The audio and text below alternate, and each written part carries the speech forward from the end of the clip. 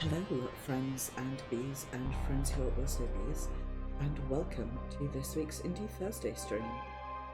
This week we are, after a bit of a delay, going to be continuing our playthrough of Higurashi and Rika, Miotsukushi and Omote. You just have to bear with me a second, I'm trying to sort something out quickly.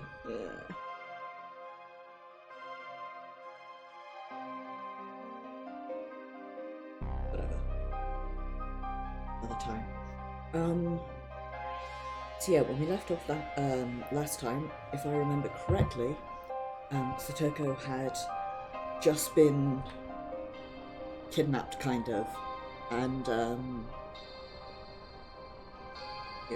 we were planning to rescue her, one presumes.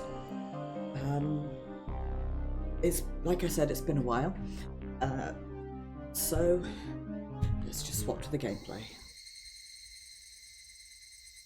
We always please pick up.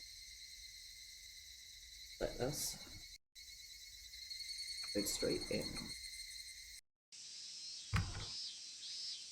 Reina and I rushed over to the Samazaki main house as soon as Mion gave us the call. When I passed through the door, I ran into Oishi, who was taking her shoes in the foyer. Oh my, so the two of you were called in too? Ooh. You too, Mr. Oishi? We lightly bowed and took off our shoes, then Kasai came to greet us and led us down the hallway. The sound of the floor lightly squeaking underfoot only made me feel even more anxious. You would have thought I'd be entering my mortal enemy's stronghold like. I've lived a long life, haven't I? Oishi hardly muttered to no one in particular. His words seemed to contain emotions beyond my comprehension, but I couldn't say anything. After arriving at the Great Hall, the three of us took a seat near the entrance. The town council members were all gathered all around us. As the acting family head, Mion sat at the head of the table with her mother, Mizukane, beside her. Surprisingly enough, the official family head, Oyo, was not present. I can't remember why we're doing this. With that, everyone's assembled. Now, let us begin. Mion looked over at Reina and I as she said that, then straightened her countenance and looked around at everyone. The atmosphere was extremely tense, like everyone in the room caught their breath for a moment. We've all heard the story. The clinic was attacked. 5 people, including Dr. Irie, are currently being confined there by this attack. Mizukane's calm voice echoed through the quiet hall. Everyone kept their mouths shut, with their eyes fixed on her in the head seat and Mion beside her. They were deliberately soaking in every single word and gesture. The Okonomiya police force currently has them surrounded, but they're no match for an army. Rescuing the hostages will be no easy task. If this is handled poorly, there will be casualties. At this point, it's an intense standoff. Ashamed to admit it, we lost the initiative while rushing to the scene. Oishi beside me scratched his head with a bitter smile on his face, but there was no smile in his eyes. He was suppressing his overflowing rage and his desire to run out of here and arrest the criminals immediately. Looking ahead, I'll focus on only the major points. Questions will be permitted, but please be aware that this matter is of utmost urgency. On Mizukane's prompting, Mion silently nodded and looked around the room, then spoke up in a strict tone. The attacker sent aside demands. One of the hostages is Satoko Hojo. If you wish to see her released, bring the Furude family head Rika Furude and the lost belongings of Jiro Tomitake to the Furude shrine by 5 o'clock today. Contact was made by Director Irie, who is currently being held captive. Rika? Tomitake's belongings? What's that about? This is outrageous. If the demands are met by 5 o'clock, no further discussion should be necessary. Then the criminal group will simultaneously release Satoko Hojo and the hostages from the clinic. How can we trust a promise based on their word alone? Let's send the police in. They need to rescue the people at the clinic right away. The elderly people near Mayor Kimiyoshi began cursing and shouting towards Mion and Mizukane calmly tuned them out while turning towards Oishi near the entrance. What is the opinion of the police department? We should assume that our foes are armed and keep that in mind when making our preparations. I don't believe that staff on hand will be sufficient. It's just as you say. We'd have a very hard time putting up a fight unless we can convince the prefectural police department to dispatch riot police. Leave that to Saburo. I appreciate your help. Hopefully they can safeguard the lives of everyone involved. To be honest, I think we don't stand a chance with that. Come this far only to put everything on the gamble. I slammed my fist into the stamina. We lost the initiative because we were being too cautious. We should have moved them to the Sonozaki main house immediately. You can't say that at this late hour, Kate. Raina gently placed her hand on mine. But when I looked up, she was slowly shaking her head with a straight-lipped look on her face. Satoko needed to be properly invited here, so you were planning on asking everyone about it right here, weren't you? You couldn't have anticipated that our enemy would act so quickly. That was our mistake. But before you get angry about it, we need to discuss what we're going to do from here. Yeah, you're right. It's just as you say. Raina's words helped calm the intense emotions raging within me. Although Raina herself probably wasn't completely calm either. Her hand was sweaty and slowly trembling as it touched mine. More importantly, why isn't she on here? Has she not been released yet? She was turned over to her national police agency to prevent her from being taken by prefectural police HQ. So that part of our plan has fallen apart. It won't be easy to get her free. And even if we do, prefectural HQ will make every effort to apprehend her. I was struggling to keep myself from going on a rampage earlier, but I've taken some sedatives, so I'm calm now. That was easy to imagine. If they were planning to abduct Satoko, they'd probably also rush to grab Shion, hoping to use her for trade. There must have been a huge brawl with the detective in charge of her interrogation. But is that really okay? Oh, Mr. Orishi, if you're here, then Shion is... Don't worry about that. She's currently sleeping in the interrogation room, and Kuma's keeping an eye on her. Also, I did bring the data and the negatives here. The copies are still being analysed by Akasaka and the old man from forensics. I'm confident that won't be a problem. Then, isn't it completely meaningless to hand over those materials? It was just as Raina said. According to Orishi, the materials were already handed over to the Metropolitan Police Department, and the alleged mastermind behind this Tokyo organisation, responsible for the bulk of this plot, so apparently already agreed to a plea deal. Even if they recover the data, it shouldn't change it. I'm sure they don't know that the material has already been passed on to the folks at Public Security. Also, the deal with Tokyo HQ has already been finalised. So our enemies again. Then that's a favourable situation to be in, isn't it? On the other hand, if our enemies knew the truth, they wouldn't know what to do when they start acting in desperation. For now, let's pray that they don't hear what's happening at Public Security.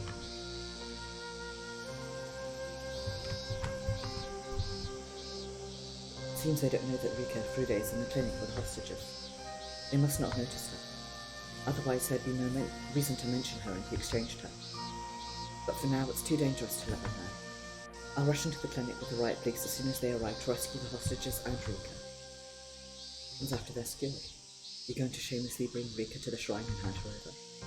There's no way we can accept that.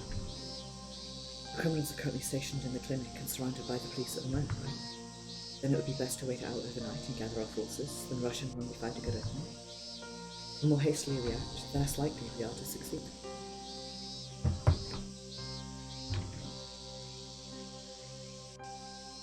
The elder sitting near Miyoshi and Mikina nodded at their work.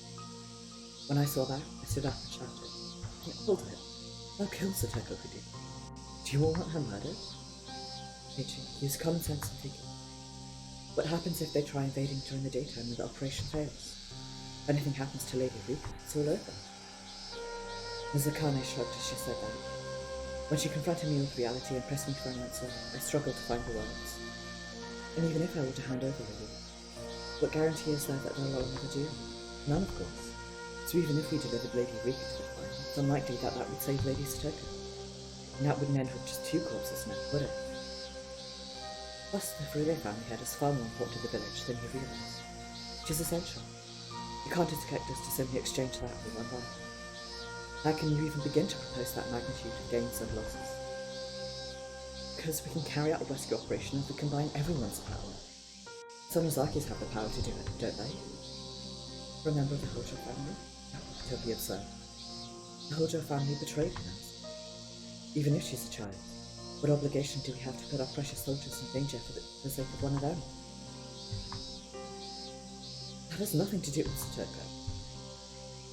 The cold manner of speaking was horrifying. Kane, let's go in a little deeper. Mayake Miyoshi cut in, apparently unable to keep silent while watching. Especially from somebody who doesn't live in Hinamizawa anymore, you know? Then he slowly spoke as if to comfort me and Reina. You say just a little while ago. A significant number of people would be necessary to rescue the hostages. But given the situation, dividing our forces is unavoidable and personnel are being sent to help Satoko. And this is obviously a provocation. If the criminals were inadvertently get wind of this, wouldn't the end result be just as much damage, if not more? That's no different from just abandoning her. Calm yourself, kid. If you insist on shouting like this, I'll ask you to. That terrifying glare made me look up, unable to move. I'm confused. Are they saying they'll just wait it out, leave Rika there, and let Satoko die, and deal with rescuing Rika later? That seems profoundly unsafe, given that they have all this time to still discover that Rika's, actually in the clinic. But I can't afford to back down now. I put all my strength into my quivering fists and stared straight back at her. Satoko's our friend. Of course that goes for Rika too.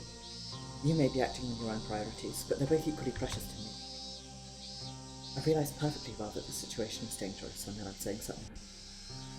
But if there's even the smallest chance, why wouldn't you do everything to pursue it? Stand together and oppose your enemies? As one. Isn't that the Hinamizawa way? I'll say it again. I hold your family betrayed them. Why should the people here put their lives on the line for one of the children? That's a thing of the past. It has nothing to do with Satoko. You're all selfishly looking at her as if she's your enemy. How can you treat a small child so coldly and abandon her, and still call yourselves human? Ichi, calm down. You're Mion's mother. So isn't there anything you can help Satoko? Of course. But our priorities are steadfast. First comes rescuing the Furude family head from the clinic. Then comes the remaining hostages at the clinic. And you already know the precise room where Lady Rika is located, don't you?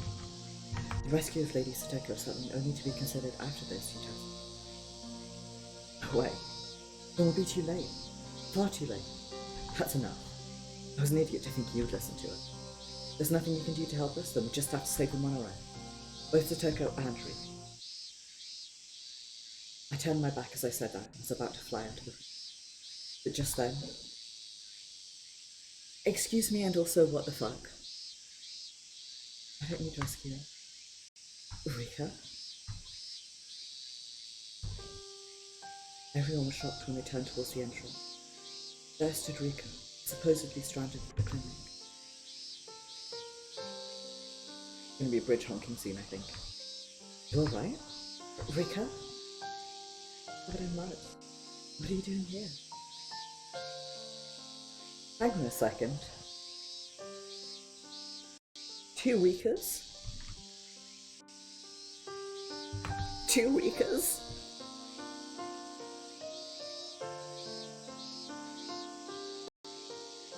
Okay, this has got me #shook, specifically because way back in, I want to say Kotohogushi Hen, although possibly later, I had this, vague idea that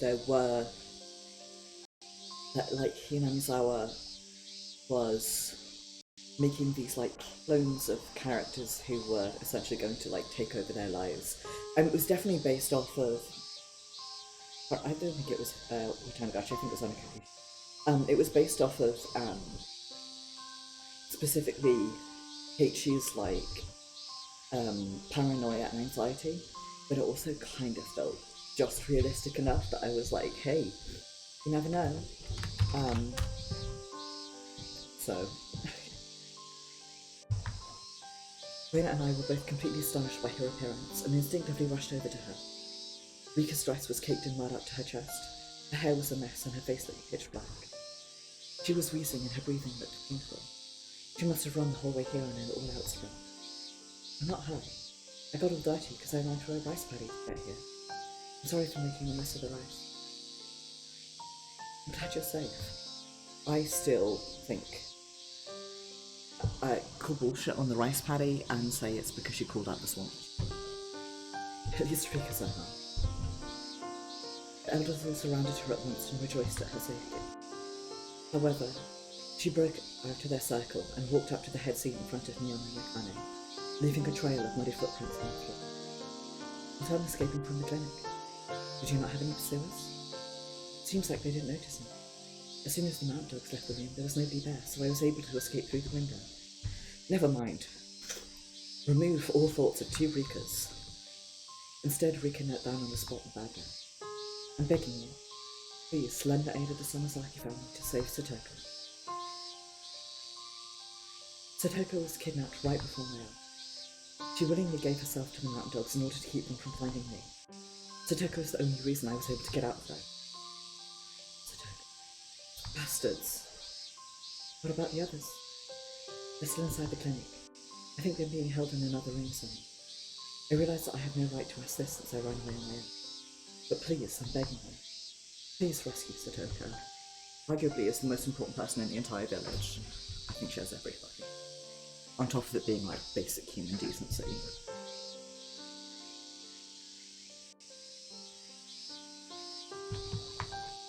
Rika. Everyone was watching with bated breath. Then, the moment Mion mentioned like she was going to say something, Akane leaned forward to stop her and spoke up with an expressionless look on her. Is that an official please of Furude family? Lady Rika? This has nothing to do with the family head, or Ayosha or son, anything like that. Satoko's my friend.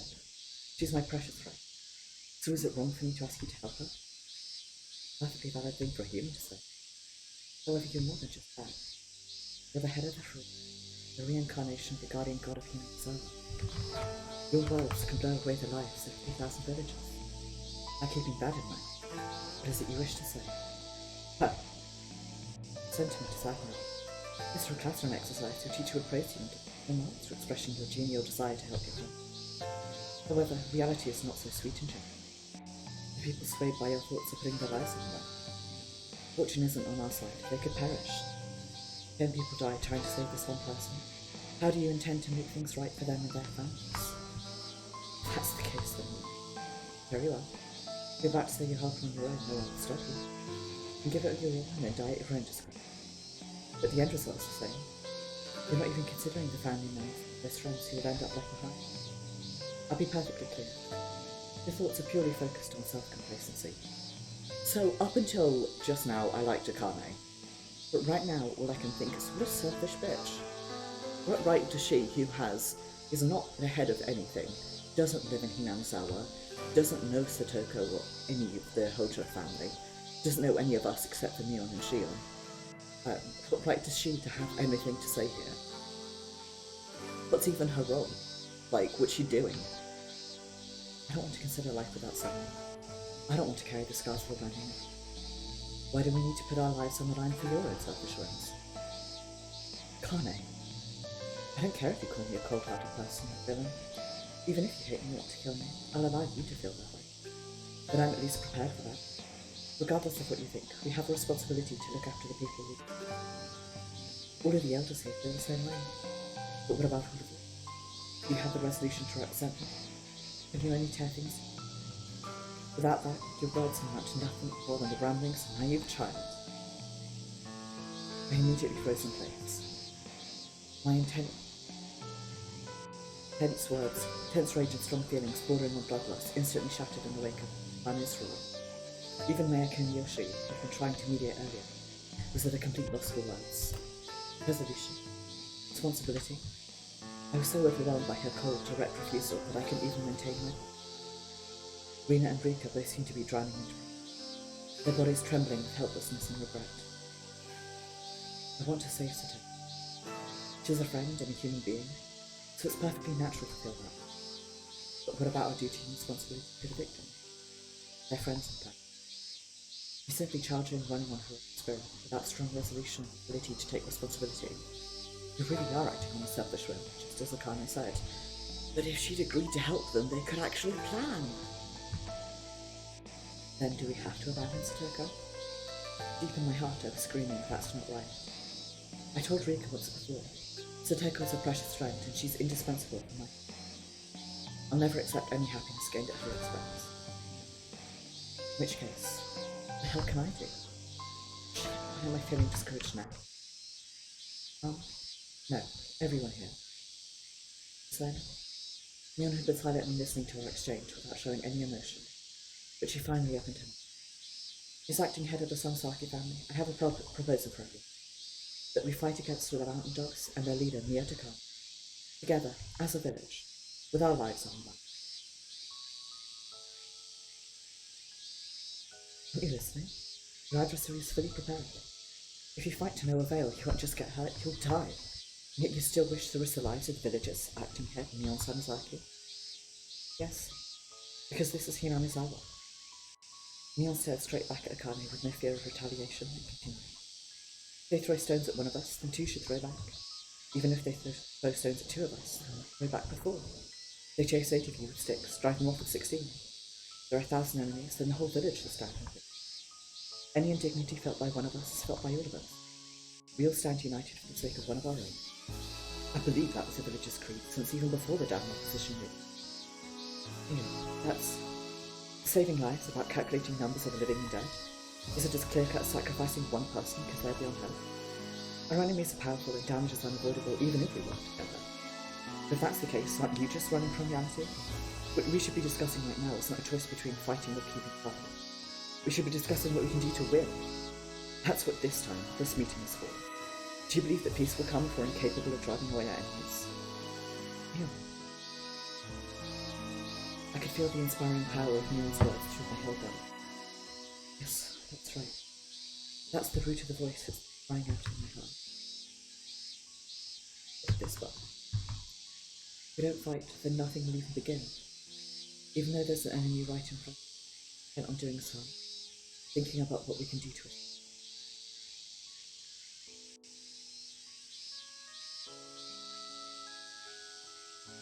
I have no idea what chapter we were on. Hopefully we'll find out when we finish this chapter. It's certainly true that I wasn't prepared. Strong duty and conviction are necessary to overcome defeat and discipline. Rather than simply confronting dark clouds while flaunting your strength and applying your wisdom, you have to understand that everyone else's fate is in your hands too, not just your own. You need to have the convictions to fight. It was the same for Rina and Rika. Everyone raised their heads all at once to display their passionate, hiccup thoughts to everyone around. I've heard all kinds of story of valor during the down war from Neon and Shia, but that unity wasn't something new that only developed 5 years ago during the down war. Thanks to overcoming the painful times since the end of the war, with over 40 years of passionate tradition. That's why I think the people who've grown up since then are amazing. I have deep respect for them. The Hinamizawa we have today only exists because those men fought for it. And that's the sort of Hinamizawa I want to feel proud to live in. That's right. Our enemies are shrewd and unforgiving. They won't settle for Satoko. Next time they'll try bartering someone else's life. If we don't stand up to them, there'll be more and more victims. Yeah. The people aiming for my life are put on a huge conspiracy involving the entire village. True that our enemies are formidable, but they're not invincible. The people here have a bond so strong that not even iron can penetrate it. Stronger beliefs than anyone else. We need to once again demonstrate the strength of the Guardians. We're able to withstand even the power of the government. Little by little, I began to hear the elders' voice in their agreement. In response to that, Mion turned her body towards Akane and looked straight at her. Mum, or rather, Akane Samasaki. This is an order from the Samasaki family. Satoko Hojo is a member of Hinamizawa. Please lend your strength to help. I'll take complete responsibility for the lives of you, your subordinates, and others. Deploy our troops for the sake of protecting Satoko Hojo and Rika. You must speak as if you're a full-grown adult, child. Akane vigorously rose to her feet, grabbed the katana sitting on the floor beside her, then loosed the sword from which she a single continuous motion and keenly swung it towards me. That moment, almost everyone was frozen in shock and left trembling. Then maybe Rika stopped breathing. And in that moment, the tip of the sword stopped right before the base of Neon's neck, and Akane arrogantly looked down the blade at me. Neon hardened her body and slightly arched her back, but her eyes didn't waver at all. They continued intently glaring like a sharp blade of her own. You understand, right? Acting family head. When you say you're willing to take responsibility for their lives, that means you should have the resolve to lose your head right here and now. Someone who's already hidden in Orio's shadow. Are you truly prepared to say that? Akane's sharp voice felt like it was squeezing at my heart. Please just ignore how I keep alternating between Akane and Miss Akane, because I'm consistency impossible. Even from all the way here, my whole body froze and began to shiver. My field of vision narrowed like she was incredibly far. I couldn't imagine how Mion was sitting right next to me. Nevertheless, with her mother's demonic visage reflected in her resolute, wide-open eyes, Mion continued her declaration. I am prepared. Fully prepared. I'm just going to believe that if you can only say it at a time like this. The one sitting in the position of the next head can't carelessly ask someone else to take responsibility. When you truly understand the pain and suffering of putting your life on it, then take a good look. Witness the result of the next head of the family. Mion said so. Mion tightly squeezed the katana. Fresh blood began to spill out as the blade dug in. Then she took a deep, vigorous breath and forcefully pulled the blade. Mion, stop. No. Blood splattered out. Several vermilion puddles formed on the floor, dyeing the tatami with deep red. Mion had grabbed the blade of the sword and pulled it down with it. The tip of Miss Akane's blade left us on her neck. Oh, what a fool. You wish to go this far with your lunacy, you're beyond saving. Akane grimaced in pain. She too grabbed the blade with a bare hand. Beads of sweat trickled down her forehead, but she was still forced to smile. Mion stared stunned for a while, but the moment she realised it wasn't just her own blood flowing down the blade, she released a grip on his hand. Your hand. It's just a scratch. I'm fine. Akane, be reasonable. Someone stop the bleeding. Call a doctor. Didn't you hear? The doctor's an enemy here. Honestly, you will so rattled just seeing a little blood. Try to calm down a bit. Miss Akane shook her bloody head, as if to mock the panicking look. My consciousness felt like it was slowly fading away every time a drop of blood fell to the floor. But when I realised that Mion's left hand was bleeding just as heavily, I ran at her. You alright? Mion playfully smiled, the Windsor grabbing the sword with her bare hands, so firmly carved into her fingers and palm, staining them deep red with blood. Winnie quickly rushed out the room, then brought in a first aid kit and a bucket of water. She pulled out some disinfectant and cotton gauze and a smooth, well-practiced gesture. Then she tightly tied a towel around Mion's wrist, rinsed the blood away with some water, and tightly taped some disinfectant soap gauze around balls around the wound. Mion, hold your hand out like this. Rika, crying this stuff down. Roger. Stillness. Maybe you could be a little more gentle. No, I can't. Consider this your punishment for doing something so reckless. Winnie sniffled her tears on her arm as she replaced a piece of cotton that had been dyed red in the flesh. Then Rika handed her the leaf she got. Probably some kind of water penny on it to stop bleeding, and then Raina rubbed them into the wound. Mion couldn't help crying, but Raina paid it no heed, and continued. Miss Akane was receiving similar treatment from therapists. I told you to go that far. I slipped up and got caught in the flow with the conversation. Slipped up? Showing me it was bloodshed was from getting a little carried away. My emotions suddenly flared up, and I raised my voice. Mion could have been seriously hurt if Akane hadn't helped. No matter how much she says she's prepared, she's still attacked us more and quick to do something dangerous. Sorry, Kate. That goes for you too, Raina, Rika. You owe me a maybe. Seriously. Could you? I'm sorry, Kate. I decided I believe you. Mion looked straight at me and bitterly smiled with a morsel of good face. No matter what the future may hold, I decided I'm going to believe. So I wanted to try. I really respected your willingness to put your life on it, and everyone else willing to risk their lives for the sake of the things people do. I'll help Satoko. You and I, Kate. Plus Raina and Rika. The four of us together, children now. We count Shion is fighting the police right now. It's 5 of us. We can do it because we're the strongest club in the world. Mion's words we committed to. We all decided right here. You were fully prepared. Of course. Mion, I swear I'll make the most of that deal. I'll definitely live up to your expectations. Who cares about the mountain dogs of Japan over the kid? We'll let everyone know that there's nobody in the solar system or even the galaxy. That's right. When Raina gets like this, they'll never have to. Who's afraid of an enemy that can't even put up a fight without taking Satoko hostage? Would live their punishment together, or continue to regret their mistakes long after them? Right, Rika? That's right. Anyone saying the time to determine victory or defeat is already past is telling an outright lie. Our desire to win, our strength and determination to protect what we hold dear will allow us to carve through fate. So I'm certain of it.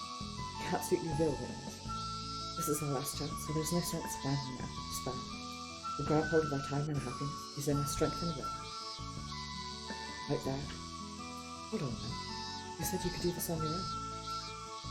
As the four of us stood united, a voice called out to us like a spear stabbing into us.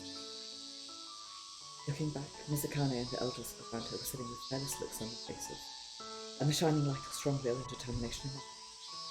Sonozaki family head, join you in the fight. Let's show them the terrifying strength of Hinamizawa united. This has nothing to do with fortunes. Anyone who does harm to one of our citizens is an enemy of the village. We entrust our lives to you. Let's face this together. The elders were getting fired up, cheering us on. Mizukane raised her banded trap hand to interject, then grinned back at her. Sorry? Yes? Go tell the boss. The entire Sonozaki is going to carry out a raid. And evacuate the villages as fast as you can. Our foes are an armed group. Don't let them lay a finger on anyone in there. This will be a once-in-a-lifetime gamble to drive out an army of ours. Smash them so hard that not even a speck of dust. Understood. The air was shattered as everyone let out a roar all at once. It was enough for us to reach the heaven. Excuse me, everyone. Perhaps you've forgotten about me. To expect me to sit back and keep silent while you organise a raid. Don't worry, we'll allow you to rest suddenly. If you'd like, you're free to show up on the scene afterward. Please stop joking around. A delicate situation as this is practically human nitroglycerin. Which prison would you like to end up in? Ueshi's belly shook as he let out a weird laugh. Then he stood up and walked towards me. He slapped both of his cheeks to psych himself up to the practice. Also remember, the police will do everything in my power to get the hostages at the clinic released, and to analyse the materials left behind by Mr. Tomtag. When that's all done, I'll try to gather as many people as I can. And to me, retirement pay gets asked. I'll do what I can to make up the difference. Quit joking around. Japanese police force is done for if we start accepting money from gangsters. Then Mr. Oishi headed towards the entrance. We all silently looked at one another and nodded. Satoko, wait for us. We'll save you, I promise.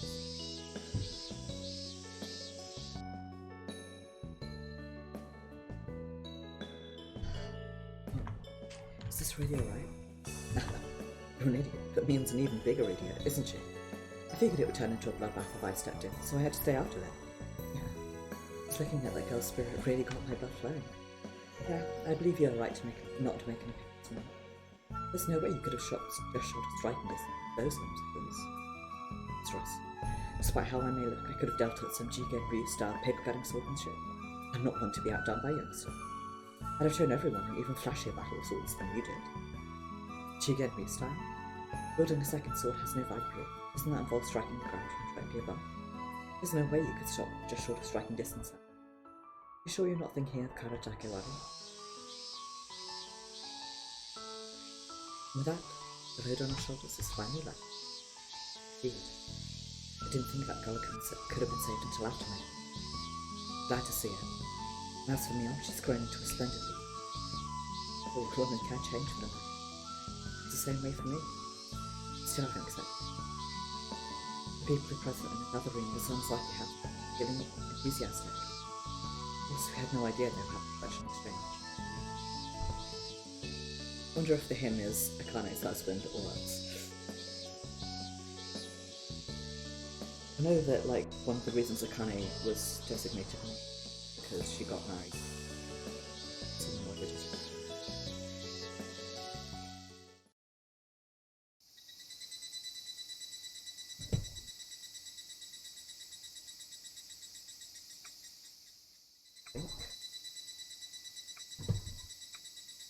I'm gonna try and do some of that.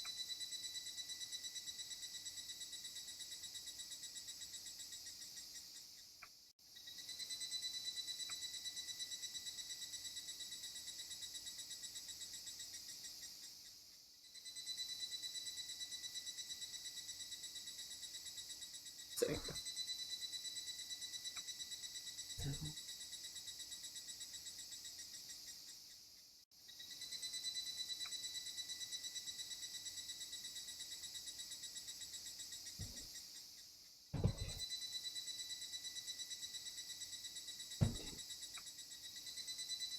20. End of chapter 20.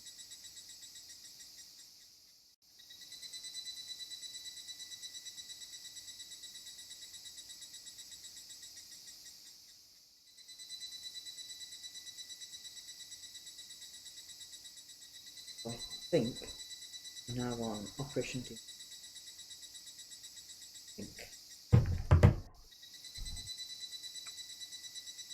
The dazzling sunlight dyed the surrounding area in deep red. I wish you could put notes on these saves, it'd make life a lot easier. A cool breeze occasionally blew through the lukewarm air of the shrine grounds. The familiar shrine grounds felt so vast, and that was most certainly my first feeling. At the main shrine building was myself and handcuffed, Takano. A 9 men armed with guns who seemed to be waiting for an enemy to come up the stone step. In addition to them, there were signs of other soldiers on the far side of the assembly hall, and off in the thicket. Most likely a rear guard, but I couldn't tell how many were out there. I was expecting there to be a little off guard since the foe was a mere child, but apparently that was a poor assumption. Takano was completely thorough and focused as she waited for me. Without thinking, I uttered my best friend's name. Takano, who was listening beside me, let out a disgusting chuckle, hair back, and spoke. Which do you think it'll be? Are they coming, or are they not? I don't really have any other. I'd wonder where you have the spirit to put on a brave front.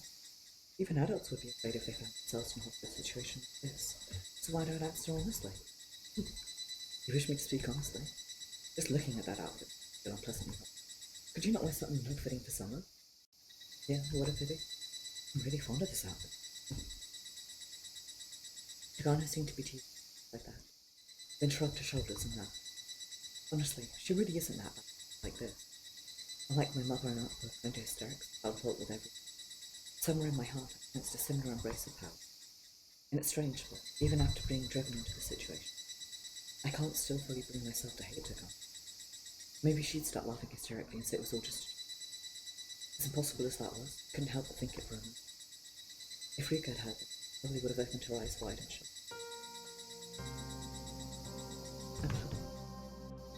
As if she sensed the unease in my heart, Hannah said that in a voice quite enough that only I could hear it, while keeping her gaze fixated on the ground grate. That's one of the things I find interesting about Takano as a villain, is that I really and truly believe that had there been an intervention earlier, and had she not fallen prey to manipulation from political forces within Tokyo, her life could have gone a very different way. Like, clearly she's very clever, and even if what she believes about, Masawa syndrome, Ari, everyone dying is wrong, although sometimes it is and sometimes it isn't, like, she's clearly pretty smart, and like, there's, oh my god, I beg you on, pardon me, like, she and Irie could, working together, have had the potential to just be really good researchers who weren't trying to fuck about but were instead trying their hardest to solve like an extremely rare and specific disease that they were very passionate about for their individual reasons. Irie because he wants to work on diseases that sort of change people's personalities and make them violent. Satoko because she wants to carry out the legacy of her father. I said Satoko, the whole time I meant Takano. I feel like Takano is rehabilitable in the way that some of the other bad guys in this game aren't. Because she is very much a victim of circumstance in this sense. You probably won't believe this, but I never felt any of your guilt at all. Considering your background, circumstances, and even your illness, I can't say I was unsympathetic. I admit that I treated you like a test subject, but deep down I wanted to be involved in it. I really did want you to be killed. What's the point of bringing that up now? I already knew that. As far as that was concerned, I didn't have the best personalities either. Someone I hated would pat my head, like them and lash out. But the people I wouldn't refuse head pats from included the club members, Nini, Nene, and Takano. I'd even dodged them from Irie. I heard about Higurashi syndrome from the coach and Rika. I'm not exactly thrilled to have the disease, but for all the time I spent around you, Can't say I didn't notice how seriously we were working to fight it.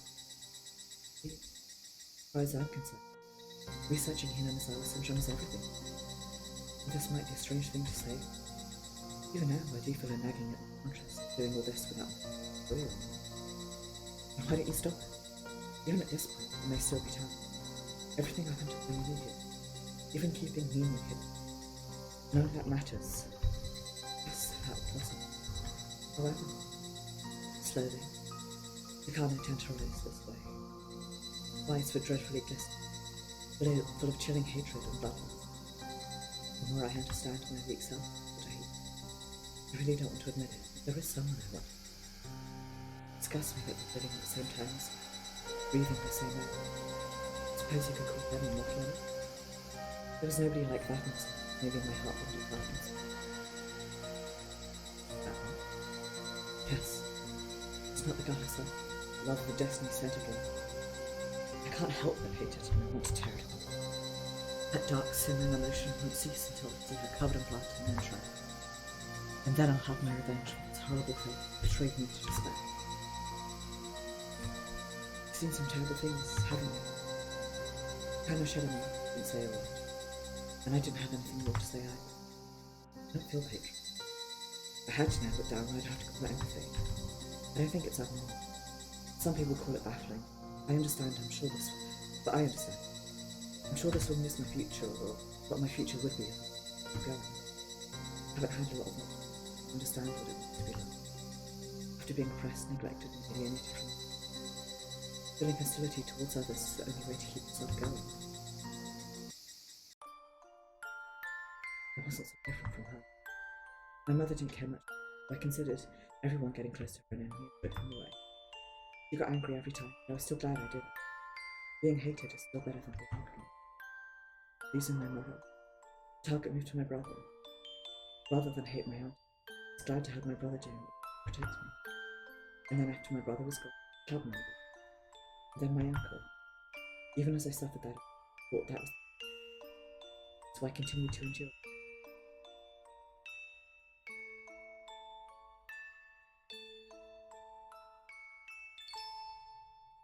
Never met Mio, Raina, and Rika. What would I have done? Amy, Mimi. What kind of path would I have gone down? There was no need to imagine. The woman beside me was precisely Mio Takano. Of course she wanted to control her. I didn't know she considered the study of human desire syndrome heavy. I imagined she'd want to personally destroy anyone but me. I'd hand over my foot. Rather give my own life. That's right. I was going to be ripped apart anyway, having my body ripped apart. Far better. I trusted her. No, I still trust her. Even in this very moment, I trust her. I can see what's important to me, and what choice I make. But I'm starting to realise I only wanted to trust her because I refused to accept the choice. It wasn't really for Rika's sake. I just wanted things to be easy. I'm still a coward. So, I'm no longer hopeful. I'm ready to be. Yet on the other hand, I'm still waiting for Rika. Someone in my head, I have a desire for us to be together, even though I know that leaving is getting married. Those feelings were shameful and wretched. It was as if I was trying to convince myself of such a silly, sobbing voice. And those tears making a mess of my face. Only the cry of the Higurashi, the wine blue land. The red glow of the sunset slowly faded in. They say evening begins the moment that it begins. I'm sure about that.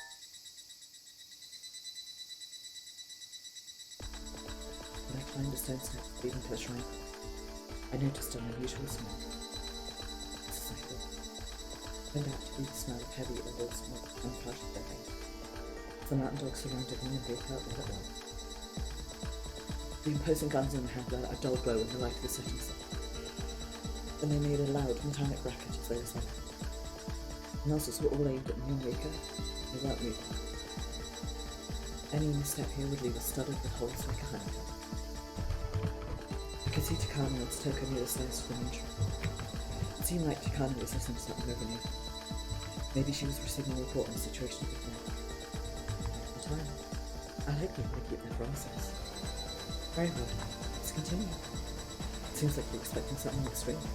Don't you feel embarrassed using this many soldiers against a couple of kids? This is the minimum required to show Rika for the brave heroes who came all the way out here under these circumstances. I'm honoured. Well, I hope I never become the kind of adult who has to take a hostage just because I could. I laugh that these are not hand-selected from yesterday. I think the poodles would be a better name than Scott from that one. Fucking get him, Rika! Straighten balls! Rika must have already been fully resolute, because she was smiling and glaring at Takano with a piercing countenance. The faces of the surrounding soldiers she thought the poodles quickly turned red, but Takano continued looking back with a calm expression, then waved her arms like she had a baton in her hand and spoke up. So, did you bring what was asked of me? Yeah, right here. After hearing that, Takano silently signalled a nearby squad member to check. He quickly approached me and roughly snatched the bag. And then a few people called out the contents and spread them before it. After picking up one of the documents and looking at it, Takano turned to us once again. Is this everything? Yes. However, we still have copies in our possession. Actually, the negatives are in there, but the developed photos are supposed to be. Although I haven't seen the contents yet. Stop. One of the soldiers suddenly tried to approach me, but immediately stopped after noticing Takano. But he asked for everything. Isn't that a breach of our agreement? What did he? Think back. He never said anything about developing a full war making. I checked the code's message over and over again, so I'm sure I'm not mistaken. Plus, we had no guarantee that Satoko would get out safely, so of course we need insurance for that. If we don't make it back in time, all the material will be passed on to Inspector Akasaka at the MPD for Public Security. But if you allow us to return safely, promise to incinerate it. Can't trust them. What guarantee is there that you'll honor that? Not even that you'll be there with me when I do it. All I care about is getting Satoko safely out. I don't care about your organization or what you plan to do with it, Jerry. Fine. I'll return with you. Go ahead, Satoko. Satoko stood up as soon as she heard that, then ran down the steps of the shrine toward us. And then she jumped into Rika's chest and started crying. This is it recon situation? One of, in my scenes, in my opinion, one of the worst scenes. I believe it's Rickon in Game of Thrones, where he's crossing the hostage line and then they shoot him full of arrows. That fucked me up as a person.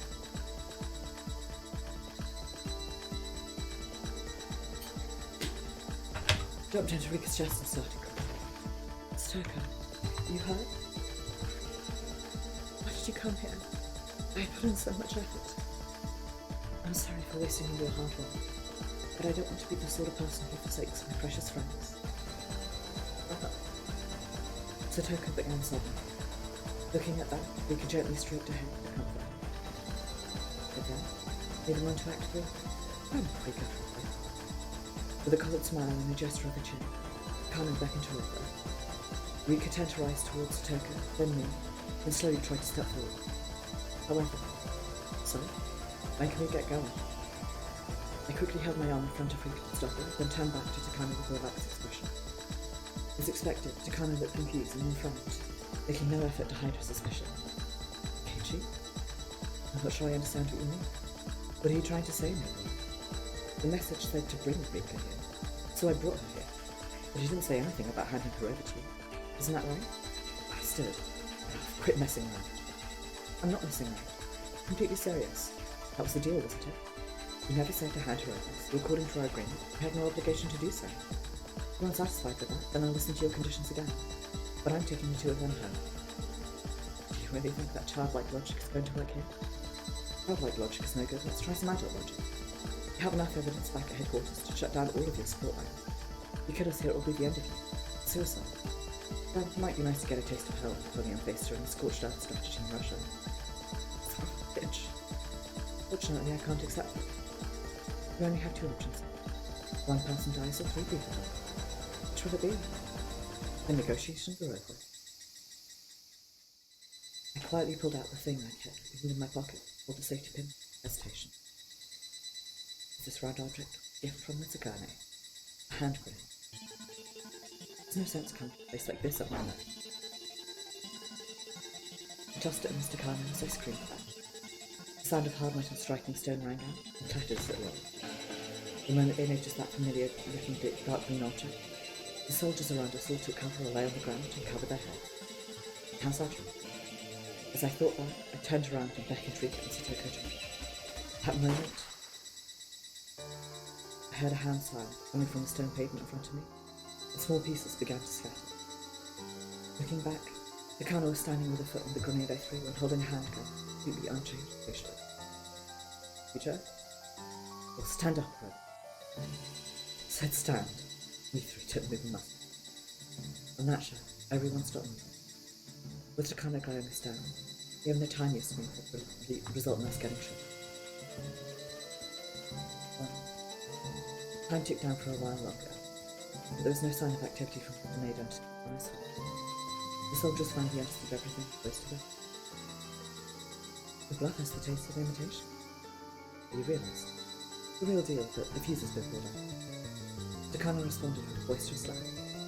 Whether it's real or not is the same to me either way. It doesn't even have value as it were. All this time I've been in a run-off market. There's no way something so minuscule could prove. Even if something blew my leg. How pathetically misguided. You think your peddling power can change the fate I pet my life by?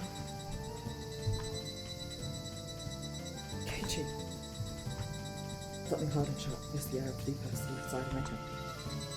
For the first time, I felt the air quake at the sound of gunfire. And just a moment later, I sensed a startling and terrifying sensation of a weapon that could easily take my life slowly right. Upon witnessing the overwhelming mass that couldn't be overcome with strength or willpower, my heart, which had been burning hot, froze in an instant. I couldn't move with any but power into mine. But out of purpose, didn't you? I'll say it again. Hand over. No further discussions necessary, got it? Rika gazed at me and shook her head with a stern expression. Looking at that, I gave her a nod with my eyes and turned to Takano, pinching my wrist. Stitch. Then let me go now. Rika, sorry. Okay. You deserve a fighting spirit award just for coming this way. Bye. Cheer. As Rika slowly began walking on, Satoko reached out hand to stop her. But after seeing the look on Rika's face, he hardened her expression and turned to gaze downward at her.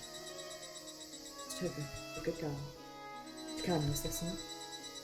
Rika stopped 3 steps before reaching Takano, then stood resolute and turned back. Welcome to the ritual step. That we've kept all our promises. Said Keiichi and Satoko go. Well, that, let me tell you what it is. I could only assume you've started fighting just now. Means you're detached from it. Huh? Stop flicking. That's my eye. So many people attacked us, even the locals don't know. Leon cursed towards the castle holding a shotgun, while they both hid behind an abandoned car with flat tires. Thus I kept his hands busy while carefully watching the enemy's movements from the shadows, and answered her. And he was able to get a breathing rest. We were to go to a frontal assault, but the lives of the hospital danger, so we had to use Rika as a decoy. It's not odd to think our enemies could have figured that out. They'll think they blockaded the road so thoroughly. They even spread couches across them. Incredibly. Leon felt deep regret as she heard Raina say that. They blocked the road with oversized pieces of garbage and filled it with sharp metal spikes, rendering car tires. They hadn't seen anything like this since the downward position reached 5 years ago. Sorry, the clackering noise there is because I accidentally nearly dumped the switch on some of my fairy lights in my glass of water and then knocked off my desk.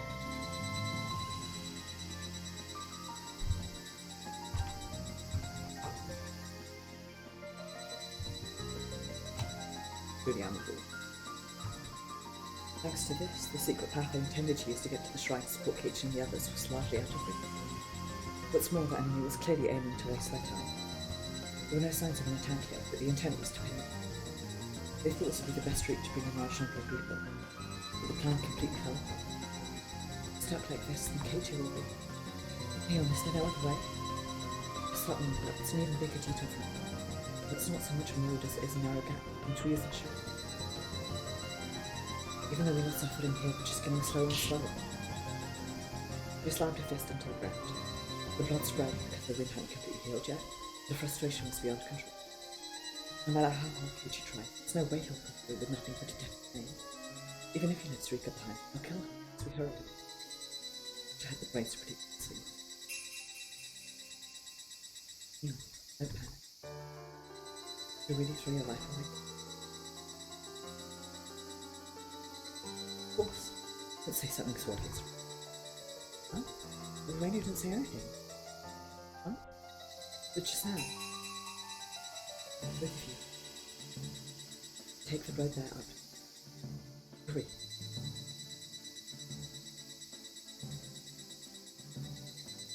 That time, Mion and Raina broke. But when Mion came back to her services, she shouted. Don't say something so stupid. That's the opposite direction of the foolish, isn't it? That's far more than we do. Do you want them to get killed? But I've been worried about this for a little while, but why are those soldiers over there wearing strange masks? I squinted, her eyes. Unlike Raina, who had good long-distance vision, Mion couldn't quite make out the faces of the enemies in this dusky light. Now she could tell that a soldier was holding something over his shoulder. His shoulder? There's that an RPG? Everyone, take cover.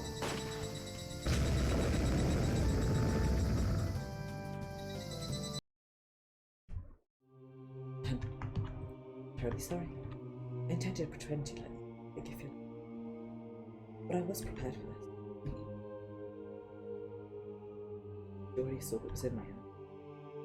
But I do believe your plan will be well thought out. Maybe I can show you something nice as a consolation prize. Rika, are you interested to know what happened to the village? The emergency manual will be activated.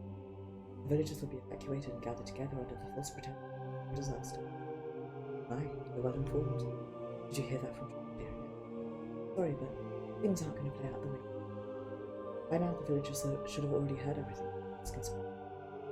Even if I die, they'll never let you order them care of the camp. Even if you activate the emergency, most of the villagers will manage to escape before you can silence them. And if the survivor symptoms worse than 48 hours later, it'll turn into a liability issue for higher-ups at Tokyo and mountain dogs supposed to be handling it. Because it was what? Primary source of a research project. On the other hand, if the villagers have 48 hours, then all the Hinamizawa syndrome that you so passionately studied will lose all substance. Either way, you're finished. Not even necessary for public safety to. The Kana quietly looked down as she listened to me. In reality, public security was already taking action. Anna and her cover. All of a sudden, Anna laughed like she'd gone mad, terrifying eyes.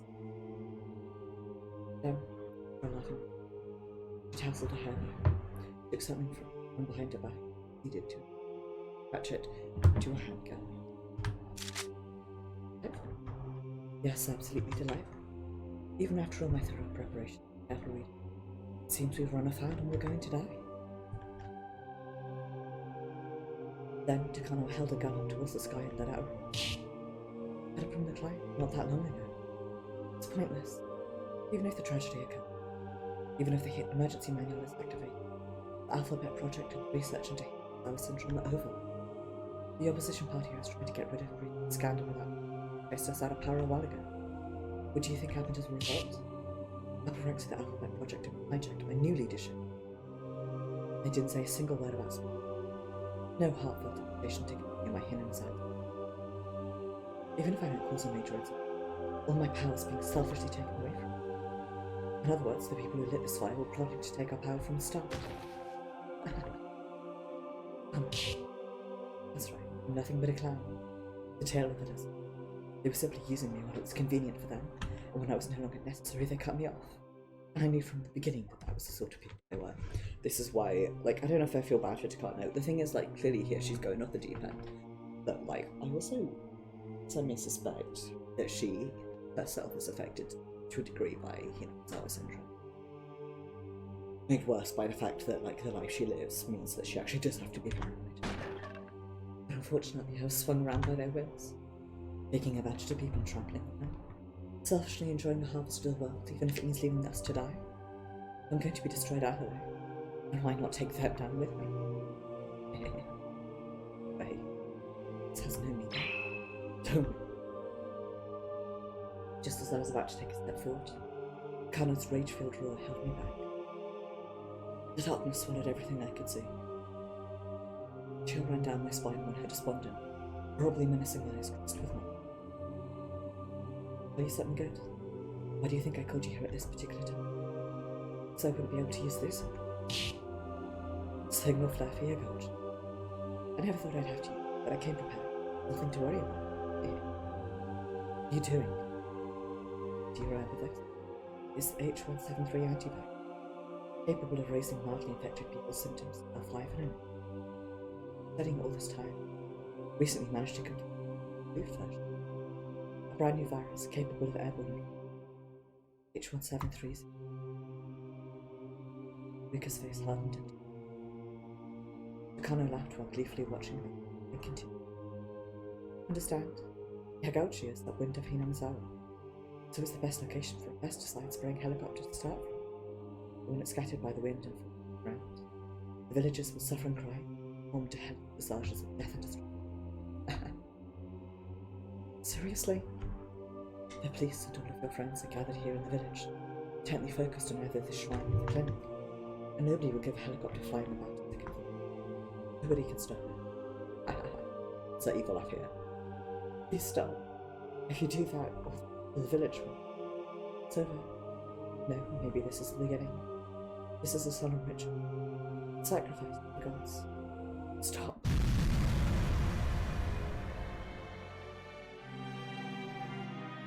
Devoid of anything. Right before our eyes, to come and find the signal, which burst at high altitude into a red firework like that. As if a blood-stained flower had just bloomed. It was distorted, ugly, and it had drawn out the pattern. Rika's scream echoed all around. Then, on witnessing that, Takano let out a laugh with an expression on her face that could no longer be described as anything but demonic. That's it. That face, that pain, that despair. That's what I wanted to see. What I wanted to hear. Your hateful, prideful face warping as you fall apart. So are you frustrated? You hate me? Want to kill me? Sorry, but there's nothing you can do about it. You can just watch from there, cursing your stupidity and helplessness, while struggling and suffering until you die. This is your fault. I've invited you to the ultimate stage of the ultimate ritual. Say. Let my excitement get the better of me and jumped up to come. But I was immediately blocked and surrounded by his soldiers, and knocked to the ground by a fierce blow. Best did your best. So as a reward for that, I'll kill you now to end your suffering. Should I go with first? Kid you made by heart? Then Takano let out an arrogant laugh as she removed the fire adapter from her gun and slipped in the regular ammunition. How well, my boy. I enjoyed your youthful spirit, but the world is far too dark and cruel for that. Nakano raised her pistol as she said that. Then, without any hesitation, she pulled the trigger.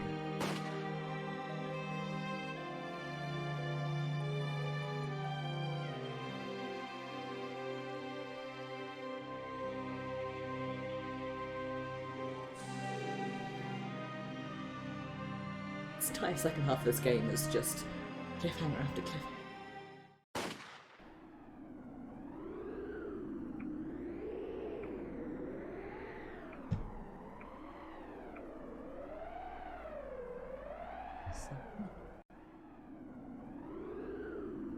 We've got 3 more chapters to go.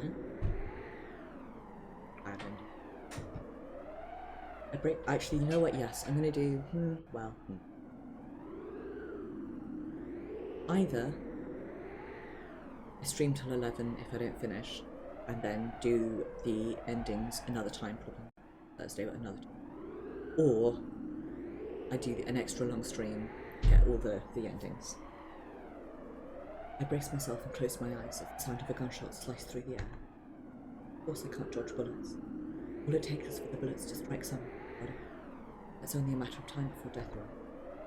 Is this what death feels like? It's like before, suddenly hit by an intense pain, weight and sluggishness, and fell to the ground. Maybe my consciousness suddenly cut off like a TV being switched off. I've never died before. I understand. Yeah, it's time just before death. It feels so long.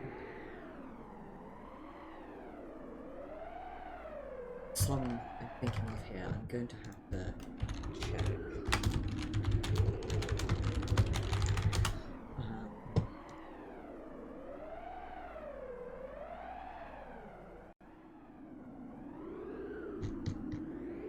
I was wrong.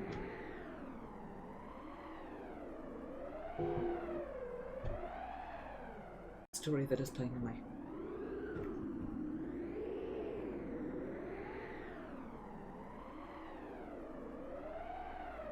is the end of Martial Part 3 from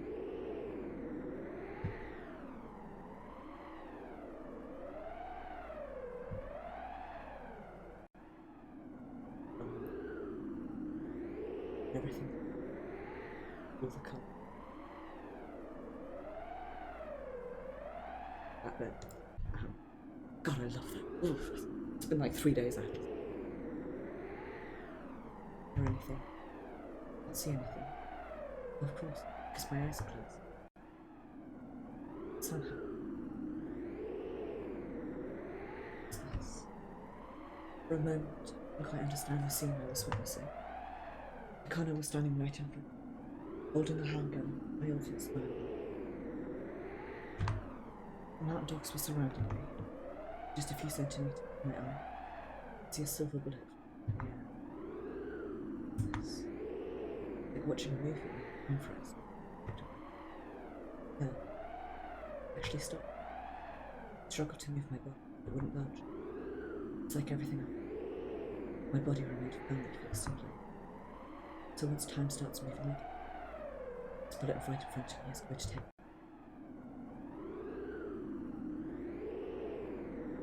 Last I remembered. Certain night. Some other world. Sure shit did. When I was my adversary, and too. I was trying to steal a cup, battling the other club members. The moment we looked simultaneously. I was shot by two. We'd even failed to even notice. Keiichi. This is Mr. Kano. She shot the gun? She shot Keiichi? The frozen world smiling, still aiming her gun at Keiichi. Kano had been watching us in the van the whole time. She came out and fired, knowing that we hadn't seen her at all. I get it now.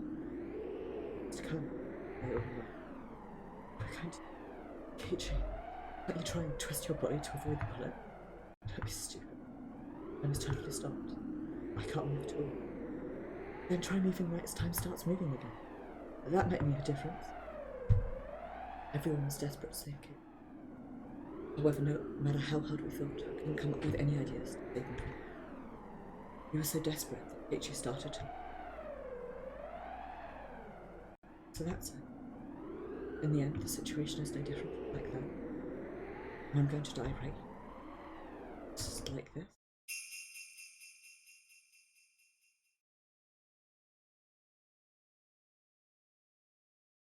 Suddenly I heard a voice. It felt something. It was extremely familiar. It was her voice. Keiichi. Up here. And the source of that voice. Right before my eyes. Killed us. Yes, to 2 Rikas. The whole time, I just, it had to have been 2 Rika.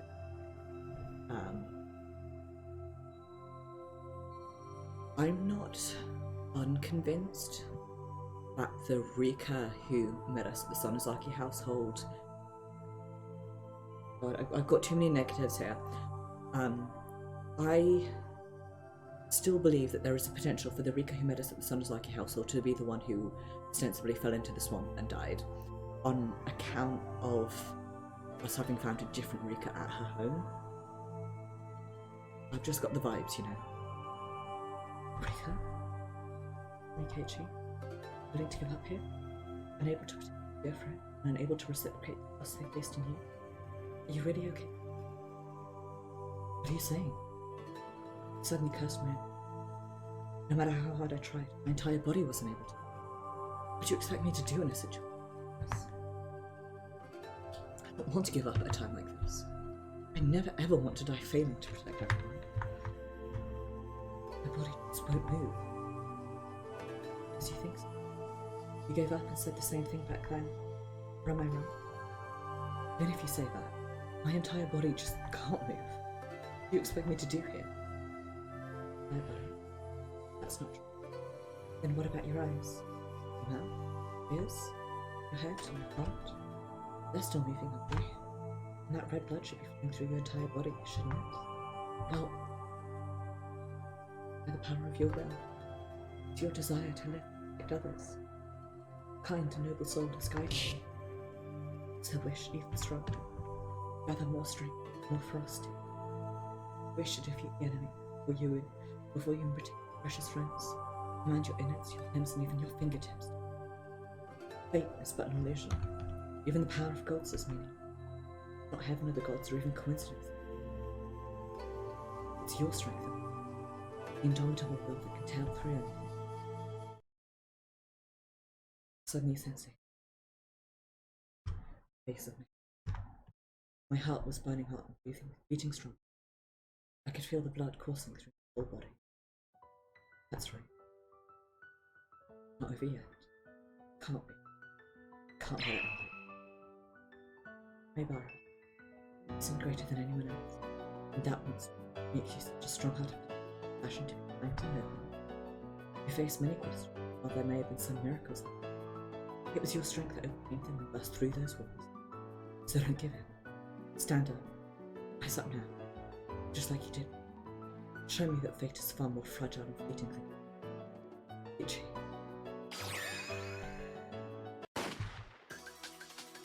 What ceased from me, that coast of mine, right in front of me. Impossible. It's impossible. I could see the smoke coming from my stomach gun. So I did fire a shot. With this gun, pointed straight at Keiichi Maybara. It was only a few meters away. I'd aimed straight between his eyebrows, intending to be merciful and at least let him die without suffering. And yet the bullet struck the stone pavement far behind him. Missed? How? Keiichi was directly in front of me with the gun. Slapped me with it. How? It was as if his upper body twisted to the side, dodging the bullet, leaving it to strike the cobblestone behind him. Maybe I got too excited and was in a panic. Just then, Keiichi took that momentary lack of action as a chance to rush forward while letting out a war cry. Witnessing that made me unsettled for a moment, but I quickly regained my composure and aimed my gun once again towards the brave but foolish boy who had no regard for my advantage. However, the trigger suddenly gave half resistance and budge.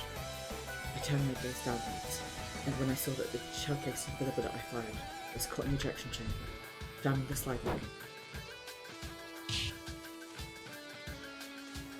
We moved far faster than I could react. Keiichi ran up to me without any hesitation, and delivered a blow to my face with the weight of his entire body. And having never been in a proper fight before, I was unable to protect myself. I let out a miserable scream as he struck me and fell to the ground. You! Intense pain ran through me as a large volume of blood flooded from my face. Hit me? This guy hit me in the face? Could you? How dare you? Kill him. You can kill this brat now. Wait. The soldiers who were watching were over me. Finally came to their senses after receiving a direct order, and quickly tried to swap their stun guns with ones carrying live ammo. However, there was one person who took immediate action, not wanting to waste that opening. Satoko. She moved towards the soldier with a cat-like agility and snatched a silver tube-like object attached to his back. Then, Keiichi, Rika, close your eyes. Satoko slammed it on the ground without a moment of hesitation. That instant, the surrounding area was enveloped in a dazzling flash.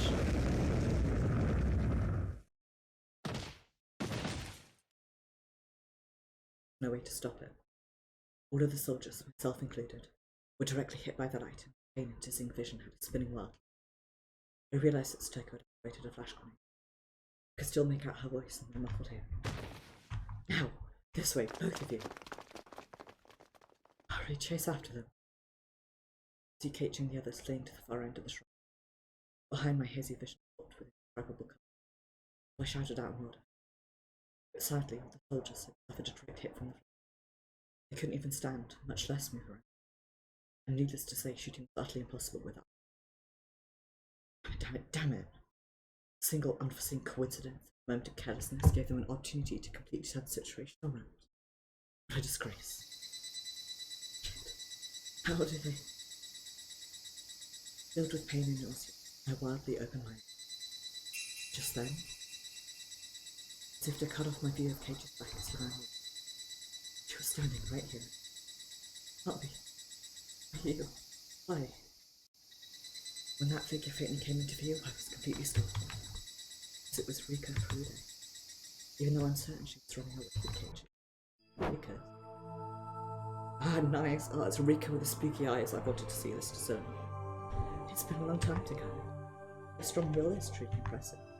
But your soul is deeply lonesome and can't help but swallow everything. Yet you persist in fighting. You wish to rise beyond the physical freedom. Even now, you have nothing. You alone can allow me to be happy. I'll forge a path to destiny with my own strength. So I absolutely refuse to accept your existence. Then let us fight, until you feel it's fit. But I will not use it. When I rubbed my eyes, the figure disappeared, just like Keiichi and the other. Is that really a person, or is it?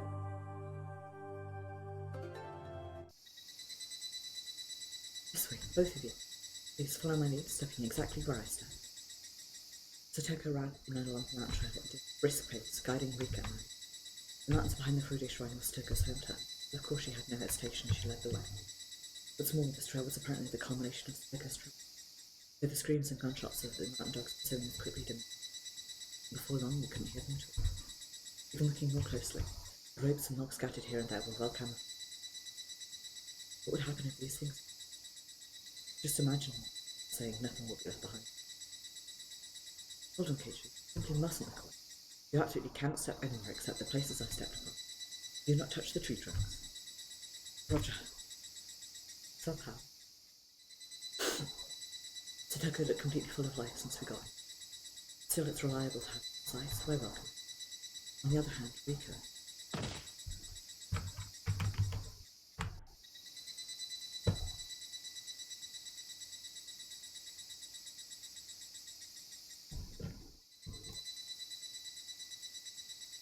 Bear with me. I'm going to do a thing. It's kind of shitty, but it will also... She must have misstepped while looking down, because she stumbled on a rock, then fell to the ground, then hit her knee on something and crouched down on this. Rika! Carefully picked her up and set her down on an empty section of the ground. She must have cut her knee on a stone or something, because it was bleeding.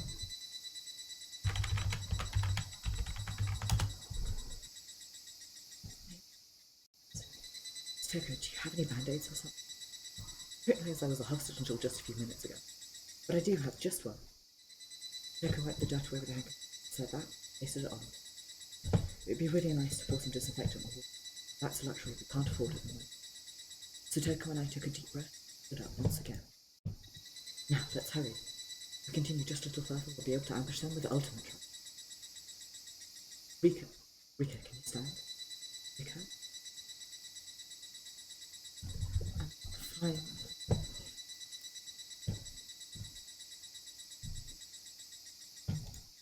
I can stay here.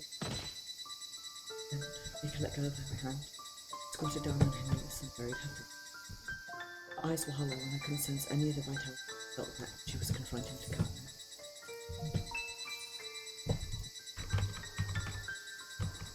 Rika? What are you saying? If you stay here, those people are just going to catch you and kill you, right? Satoko, you two go on ahead. I should be able to buy you a little time to stay here. Rika, how do you expect us to agree to that nonsense? Don't even joke about us running away and leaving you behind. Please, leave me be. Don't need to worry about me. I was willing to do that. I never would have given myself up as hostage. Now stand up. We need to hurry. What will happen if we run? What will become of us if we keep running like this? Rika shook her head and looked back at us as huge tears ran down her. Rika.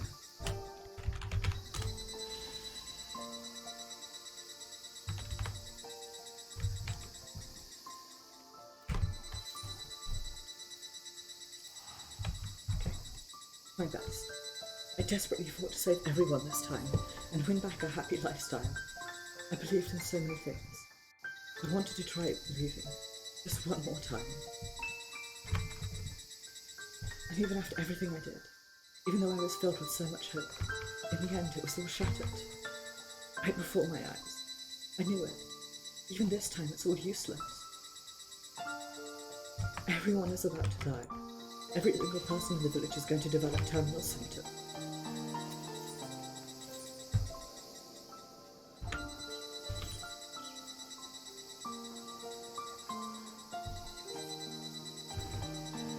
It's too late to stop it. There's nothing we can do about it. I did all I could to protect everyone, but the enemy is so far beyond us. Tell me, even if we manage to survive this, what's going to happen? Rika screamed and cried out the words she'd been holding back until. All we could do was sit there and listen quietly. It was a deep, sorrowful despair that Rika alone could understand. After all the anticipation and effort she experienced while living through the same time period hundreds of times, only to end up even more disappointed by the indignation and resignation.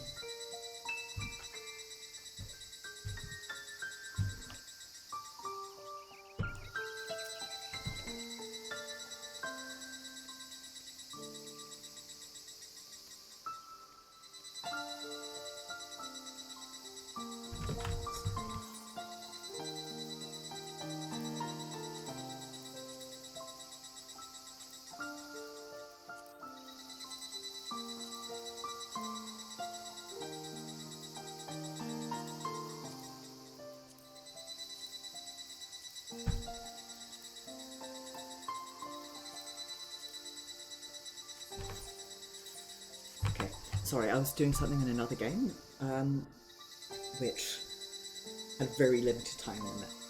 But now, it's easy to sympathise with her, even if you don't truly understand the meaning of this. You just understand that feeling, I'm sure. I apologise to Rika.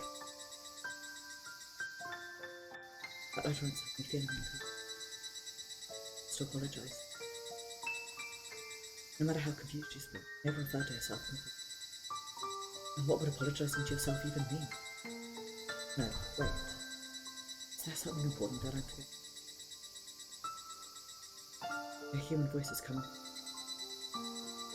There should have been traps in front of her that they wouldn't have been able to easily escape from. But it's a different story if they were.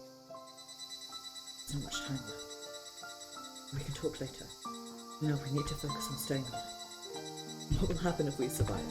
I wanted to live happily, having tons of fun with everyone. Everyone will be gone. They won't be here with me. In the end, I couldn't escape from them. Even with the help of so many people. It was all because of me. In the end, I'm the one that made everything happen.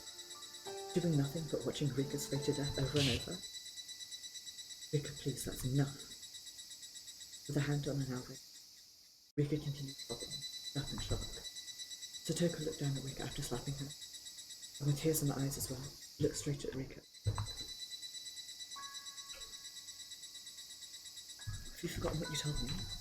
Weren't you the one who gave me the courage and fight to Tepe, even after being covered in wind? Where did that version of you go? Rika wasn't whining and crying like this back then. For the longest time, I've given up, thinking I couldn't help you. But now it's different. It means nothing as long as strength of will. So we can burst right through that death. And as long as we're willing to take action and open the door to anything, prove it to you, right here, right now. Or was it something else? Did you still have room in your heart? And you said, did you say such a beautiful thing only because you hated me? Because you thought yourself in a superior position to me? Because if that's the truth, I won't forgive. I'll never ever forgive. Please remember, Rika. The noble strength he showed me that brought hope to my closed heart dragged me out of the dark. And the kindness to reject overwhelming opposition had come to my aid. That's the kind of person you are, right, right? Rika Furude is my most proud, most treasured friend. And please, keep on struggling to go on with him. This time I'll be the one to guide you. Got it? Vigorously, with a firm, sincere heart, Satoko reached her hand out. Satoko hugged her, but always hidden the shadow of it, and ran from the cold treatment escape. Used to shrink back, afraid of violence. That old Satoko was long gone. Right here, front to front of Rika and me, our irreplaceable friend was reborn, light and cold. Satoko. Rika timidly held out her hand.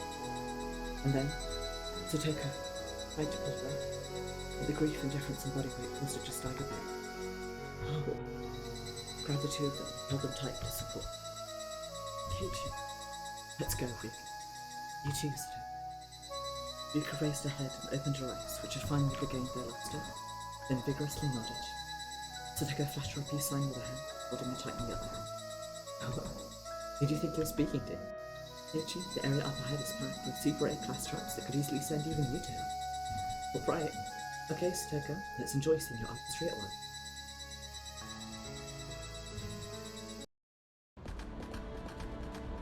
Yes, it seems the detached force is silently withdrawing. We'll head to the mountains behind the shrine to secure Ara in the next 10 minutes. I'll be going too, but it's no need to worry. We'll move all troops to higher ground immediately to get them at arm's way. Kanoki was half sick of his commanding officer's hysterics on the other end of the phone, but he remained calm and responded like a proper cop. He felt a bit uncomfortable with the fact that they were facing greater resistance than originally expected, but he gathered his equipment and hurried down the road to the shrine was all. Squads divided into their respective ranks and continued down the mountain road where Ara and her friends were hiding. The intent was to strategically surround them and smoke them out. Commander, the units are standing by in position. Very well. Major, please give the order. Well, this is to come. Make sure you capture Ara. I don't care if you kill them. Don't let them escape. Finish it right there. Nightingale, Skylark, Heron, start hunting. I find it weird that they're the mountain dogs and yet they don't, the names of their groups are birds and not dog breeds. If it were me, I would name them after dog breeds, but maybe that's just me.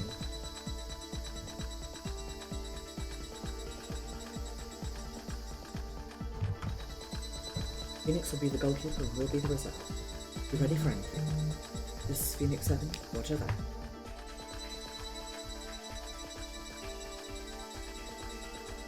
Notification. Let's begin. The mountain dogs started marching, spreading out in a line with a few meters between them. The mountainside was a savage land, and even the villagers were dead.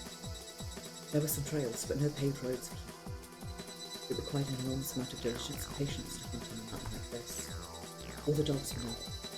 Though the enemies were just children, the initial advance team was allegedly silenced by the camera. Given their terrain advantage, it would be tough for them. Sorry to keep you waiting. Now, arrangements are complete. After this, we just need to wait for them to get smoked down. How many people do you usually need to search out? It's hard to say, but I'm sure that the more people we have, the better the position will be. But all the mountain dogs put together won't be close to them.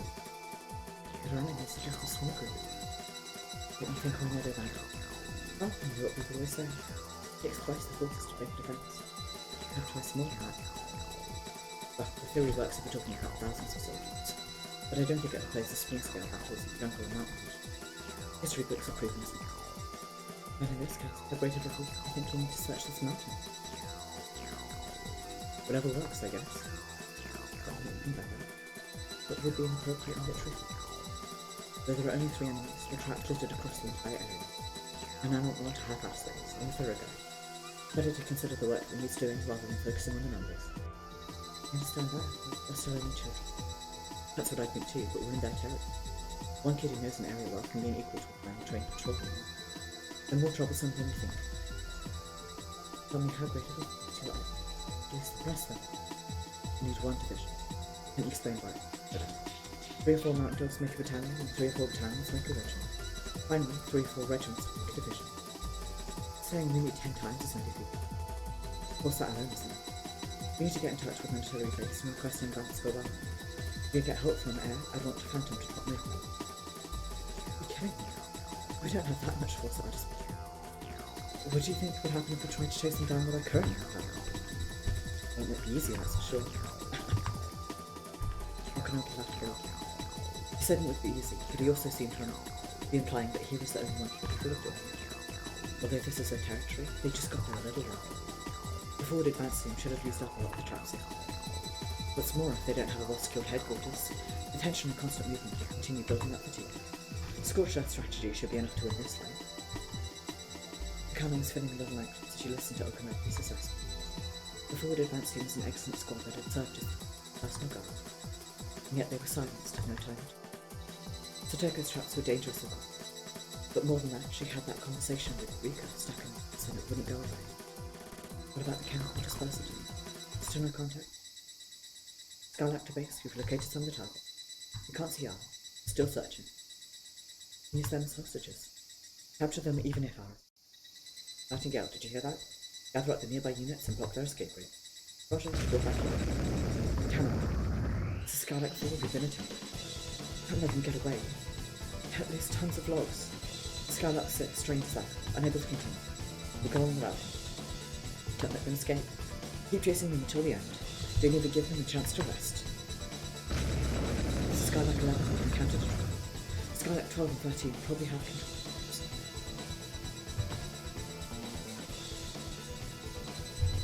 I would have been dead for one. This is Skylark 16, the trap got me. Entangled in steel wire, unable to escape. Can't cut them with my knife. Somebody bring what I cut out. Chaotic radio transmissions came in one after another. Obviously, I couldn't have been wrong about the laptop being in advantageous. Nightingale turned to base. Blasted skies a pit trap with a valve. Two members fell in, unable to rescue them. I need help. Huh? What's the matter, Nightingale? Come in, Nightingale Town. This is Nightingale Town. I've been hit. It's crashing behind. Nightingale's 9 through 11 went around. Run hard, but unable to escape. Based on Nightingale, your backup spin attack. The enemy can see your movements. Watch out. This is Nightingale. I have a question. How can they see our movements? There's no UAV in the air or anything. Skylark went to base. We failed an officer. We lost them. This is impossible. The outside is full of trauma. We already had a lot of injured men and only covered a short distance. Parent to HQ. We found out some of our friends. Going after them.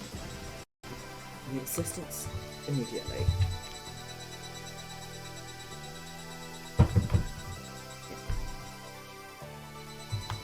They split up, huh? Their plan is to confuse and swap tracks. Parent 1, be careful. They're luring you into a trap now. They're splitting up to their vertex and are planning an ambush. This is an extremely advanced thing. There have already been many injuries in other units due to those traps and ambushes. Be careful. Be prepared for anything. Parent 1. Parent 2 to base. Parent 1 is trapped. Can't someone cut the rope? The rest of you keep going. Don't let our escape. Go on to base. Nightingale 7 and his team have gone silent. It's very possible that they've been attacked. Allow us to send assistance. This is Herrick 5. 3 of our unit members have been knocked by falling drums. The hell is this? It's the, Tom's got 2 drums and a symbol here, yeah. And one of those ahead of us? This is Skylark 13. It's down. There's one of them now. Chase them down. Damn it, I'm gonna get you. Like that Skylark 13 is the only one who gets a... That's right. Stop, Skylark 13. You can't take them down by yourself. Come out wherever you are. Come on, this way. Tap it. Hit right there. Skylark 13 chased Satoko with an enraged snarl. But Satoko ran through the woods echoes. Small branches scratched his body all over, in his chin. Satoko ran like the wind. To her, she was simply running with her. If you'd get injured in a place like that, me, I get injured very easily. Skylark 13 ran after. But that's many mountain dogs, even me. The more of his trap fellows he saw, the more he wasn't sure if the guard was after us or at all. It was just something that looked like him. Reached an area where logs were stacked up in piles. It seemed like the trees in the area were being chopped. It was a rather strange scene. On his way there, Scarlet 13 saw a member from a different one, hanging upside down from the tree. Saw feet sticking up from him. There was a member whose foot was tied to a root of the tree with a device that looked like a pair of hangers. He reached this area after seeing me. He suddenly started sweating all over his body. The Scarlet 13 realized it was better trick. He'd been caught in a snare. She tricked him. The girl was standing in the middle of the open air, calmly balancing on herself. She was simply looking at him, trying to run the end. This is Scarlet 13. I chased one of them to an open field. Catch her. Kill her. This is Nightingale 7. I'm the one hanging behind you. That isn't a girl. That's a demon. You chase her, you end up in hell. Base to Skylight 13. That's enough. Wait for a sister. Some nearby members are on their way. Oh, what's the matter, huh? If you want to catch me, you need to step forward about 10 meters. Only 10 meters. We walked about 10 meters. Catch that bratty little. How many steps have we had to take? 10 meters. We took 10 steps toward them. There'll be 10 more chances of getting on the track. Who the fuck has the legs man of a meter? Only 10 steps. Catch her after taking just 10 steps. And if you really want to catch me, then why not take your first step? Come on. Shit. It's gonna take us a step. The area with weeds looks suspicious, but the bare ground looks suspicious too. But what if she jumped onto a tree stump? You know, that was what she wanted him to do. Cold sweat was dripping off the Scarlet 13's body. He only needed to take 10 steps, so why was he so nervous about taking the first one? Scarlet 13, from what I can see, the tree stump looks okay. You can jump on. Don't, Scarlet 13. This is Nightingale 8, the one tied to the tree root. Tree stumps must be tracked. There are too many stumps there, and that's just too suspicious. You hear me, Scarlet 13? Don't go into any bushes, it's dangerous. Don't step on the weeds. Open ground is dangerous too. Shit. Why should I step? Do you want me to fly? What are you doing? Going bored waiting for you. Hello. It's 9 on the line. I want us to head out. Right now, one of the targets. Looking in here. She says that's it, but it's a trap field. Supposedly that girl's Michael Mopus is set up there. You should be extra careful. Say Michael Mopus. What does it mean by Michael Mopus? And what about with the other tribe? Will they come back into the circus? Mountain dogs are professionals. They're paid to engage in life. Yet this little girl is paying us like a... Can we not beat her? Can we not beat that one? Must be a plot. How's it possible for a trap? It's the worst thing I've seen so far. Must be a plot. I'm definitely going to. Should I start with my right foot? I have to feed my kitties and they're all behind. No. The girl suddenly lifted her hand and kissed it. Trying to tell me to stop. 5 steps. But you can take 5 steps without stepping on the trap. We will.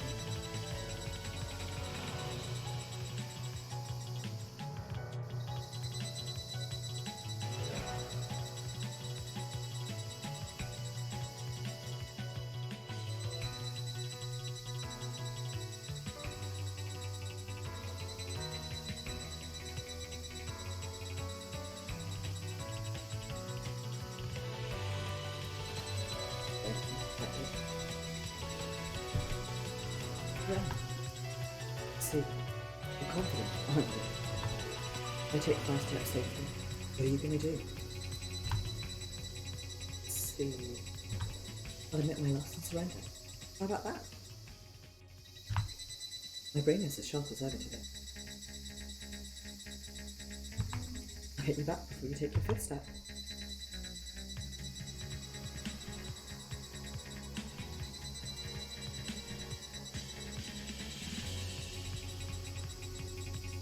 Please fed, all good. It's too complicated. I'm down, Scarlet 13. Don't let her kill you. She's a demon. Don't let her responsible. She can reach her mind. Can't defeat her. Base to Scarlet 13. Don't go any further. That's enough. Nightingale is almost there. Stay in position. You might lose. 5 steps? 5 steps, you say? Count them in there. 5 steps, right? It's 5, right? How many times do you need to repeat it? Imagine only saying things once and whispering words of love. Damn you, good. What in? It's going to read your mind. Calm down. That's right, Skylight 13. Cool like a fresh milk. Sight is obstructed by money. Just like Murchison's IRL. We need to get it cut. I need to keep a level head. She's really onto me. She can see how often if I have to take 5 steps forward. Whatever do you mean by that? This is fun. When we go forward, I'll take 5 steps backwards. I did it. Certainly. I take 5 steps, I win. She didn't say I had to move forward. I can go backwards too. Don't you? 5 steps, that's a win.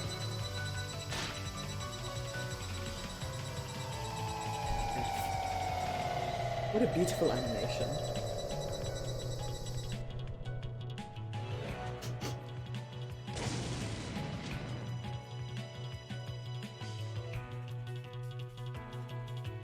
That moment. Thanks to her continued success, Rika may have gotten a little care. She got surrounded by the approaching squad just 2 minutes of a second later, so she used later on. By sound, ran out from the tree trunk in front of her, the chips scattered everywhere. The moment she tried to look back, another bullet was fired into that center. Don't move. Hands up. The enemy's approaching her, stepping on falling leaves. Judging by the footstep. Before her. Satoko reluctantly raised her hand and moved them. Where are the others? Wonder. Perhaps by now they're feeling far away by a secret message. Or the bunch. They're short-tempered. They were flying at a tree to intimidate her. They'd probably never fired at a person. Rika realised that immediately. Answer me. Spare your life only if you call your friends in to help. That would be most of it. Even I had no idea where they might be. In a tag right here. When you violently check, Rika on the back, but on the Kotohogushi upstep. You didn't need to check if it was the gun. Rather than fear the impending danger, I had a strange result. Actually kind of tickled. Oh, that's right. I just remembered the secret passage calling for help. What is it? Tell us. Satoko slowly turned back, as though she was immediately convinced of it. Then listen very carefully, alright? Not dead, poodles. That's the truth, right? Yeah. There's something kind of cute about the name poodles.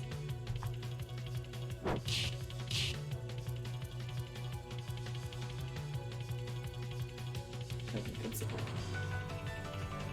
Sorry, Keiichi. Bully. Yeah? Our eyes opened wide as soon as we noticed the long way out. You guys safe? Why are you here? Well, there's not much to say.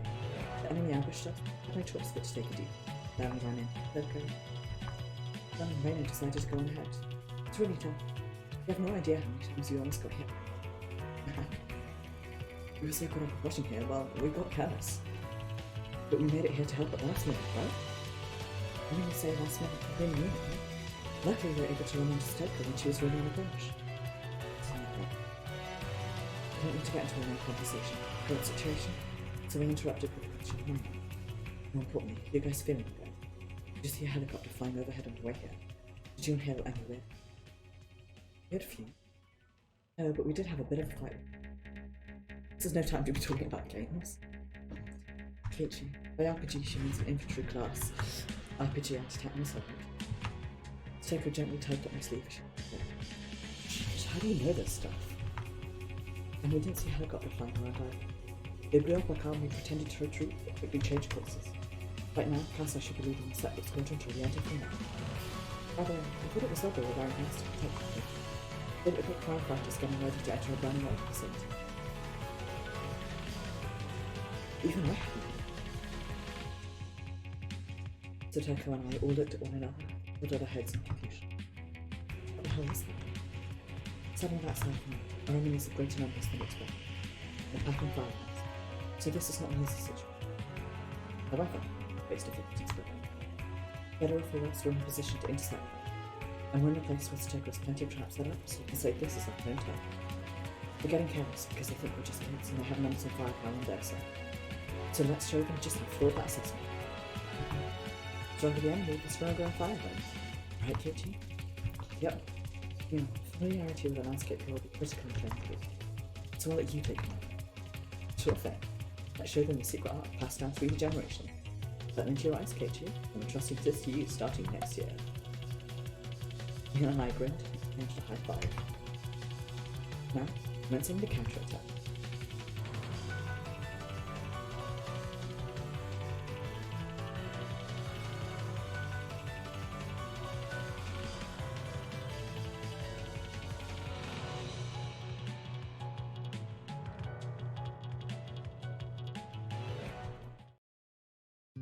genuinely not sure. I'm on the last chapter. Well, maybe. Ow. To be a little more gentle, she. We should have that piece of disinfectant soap bandage was. His reaction was totally overblown. The bleeding had already stopped. I was injured on that line of duty. It wasn't a little caring trip. Suddenly it feels like getting stung by a bee, you know? That's what I'm doing now. Plus, considering your years of resentment against my family, I think it'd be perfectly appropriate to soak these in red peppers instead of alcohol. Don't you agree? Anyway, if you've got alcohol, it'd be really great. I thought, give me a drink. Oh, alright, that's enough playing along with an old man's delusions. Let's not very seriously what we might be having father into his wings. He did fight furiously, raging line to protect me earlier. Shion Samazaki was when you're done with my story, not doing the same thing. You sly dog. Far more seriously injured, I'm next. Detective Kumagai interrupted and softened it less. Even if he was more seriously hurt, we're talking the difference between cuts and bruises. Respect for your elders. Simon, the only injury you suffered is stabbing your finger when you stumbled and fell during the rush. Set it back in position by hot magic. Here, take it. What's with this treatment? Science is strategy. Planning achievement. Saka, please put your hair back so I can disinfect it.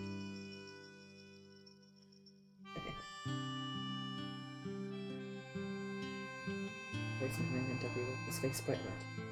Might look like I'm treating him coldly, but I do know the truth. It's just as he said. This whole plan was the place. In order to help Satoko, wild run, forced Kumagai and the others to stop me. Then they forced me to sleep using sedatives, arrested me and brought me to the interrogation. Then I woke up just after Oishi got back from his Samazaki main house, and I calmly listened as I explained the situation. Sis and Cass may take a deep back from behind. Rika is a decoy. Right. We don't know what kind of numbers the enemy has or what they're armed with. We'll do our best to rescue the hostages and join in afterwards to arrest the culprits behind the plot.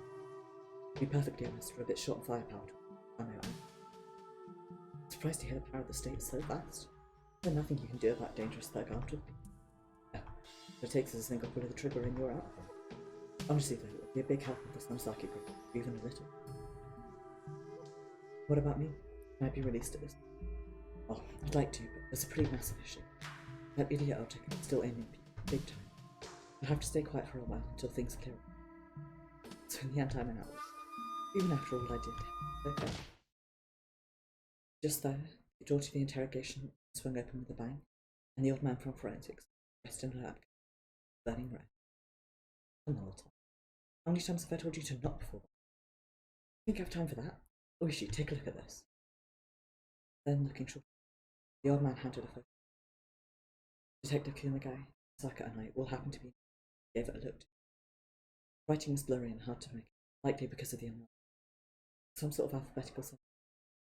Maybe a chemical formula? Without it, everyone look closely.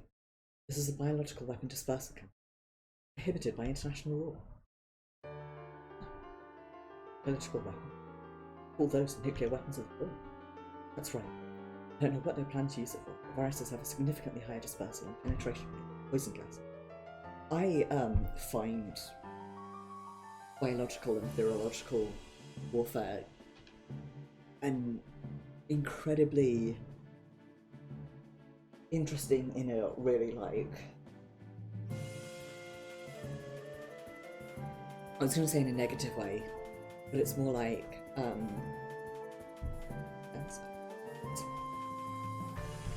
the unlikely event there really something like that in the village. Not one of the 2,000 villages would. Something like living in Higurashi. What's wrong, Shion? Higurashi just happens to be upwind of Hinamzawa. Sis once told me that's why pesticide spraying helicopters take off from there. Kuma, what's the status of that helicopter flight path Okonomiya asked?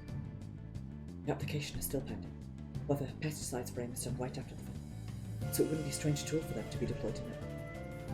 And let's head to Higurashi. Timer, lead the way. Well, I haven't actually visited the place in over 30 years, so I don't really know the way. What? Then is there anyone here who tells me how to get there? I'm not all that confident myself. Oishi turned back at me as he said that, but Kumagai was silently shaking his head. and there was no point in even asking. Unless they had someone who knew. He'd waste a lot of time getting lost on the way, and that would be the end of the story. In which case, then I'll guide you. Please let me come. Huh? Chill, you know how to get. It was a long time ago for me, but I went there all the time during the down opposition week, so I think we'll be okay. Wish you frowned for a moment, thinking it over. Even if my release is a pretty safe assumption of it, still a suspect currently under arrest. He could be held on, making him. Wish you, let's go. Satoko, no time to deal with this by the way, so why don't we take her out to the escorting us? Oh, got it. Things do go south, we're all in the same boat. If my retirement pay gets stopped, I'll send the Sonozakis a bill for the difference. Just paying back the difference. I tell them to pay you back double. Although there's not much more I can do than saying that, huh? Well, that's good, I think. After that, it became a race against time. But we were going to win. The helicopter was just about to take off, forced to stay grounded when Saka fired a horn. The mountain dogs in the nearby shack had not been expecting anything. They didn't show much resistance when the way she rushed in, so they were quickly rounded up by the police. Still, it was a dangerous situation. A biological weapon canister was loaded on it, just as the old man from forensics. Anyway, I guess all I can do now is treat the people. In the end, I couldn't even step foot on the battlefield. I suppose that's more appropriate for it. Somehow, making a made complaint. I really did want to see Sis battlefield. I feel better going in around. I raided the clinic. The whole facility was aside from the up inside. Yes, I told them. The squad we thought was defending the clinic actually broke up before the police in order to pursue Sis as separate. What's more, that squad was oddly quick to retreat and see. That virus was their trump card. They were probably thinking they'd get by that if they'd stuck around anymore. Well, all their schemes backfired thanks to our successful interception. Thinking about that helped clear up my sound just a little. Then Akasaka gazed at me.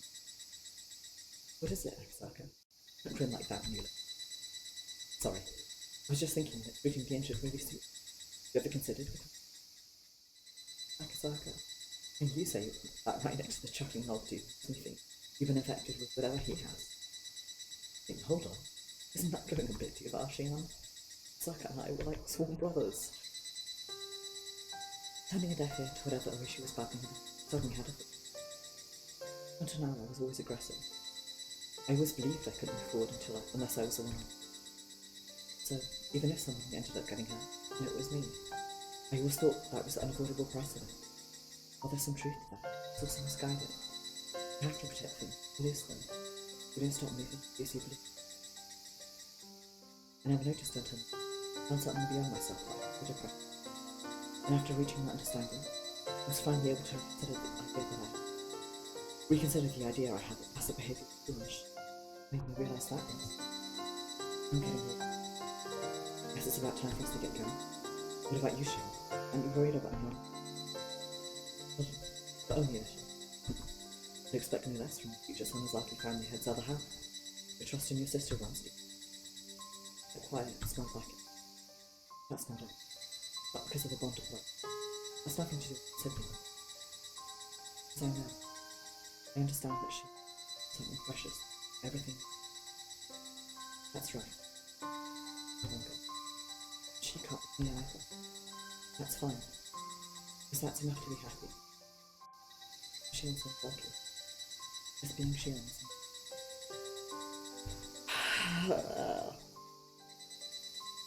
I'm glad. Shion and Mion are, in my opinion, really the heart of this series. They're the driving force, and the relationship between them is one of the most important things in the series. Look, Mion, I'm doing my best to Shion too, even more than ever. So I'll have to say goodbye to the new one. Felt like an intense weight that was resting on his shoulders. Suddenly disappeared.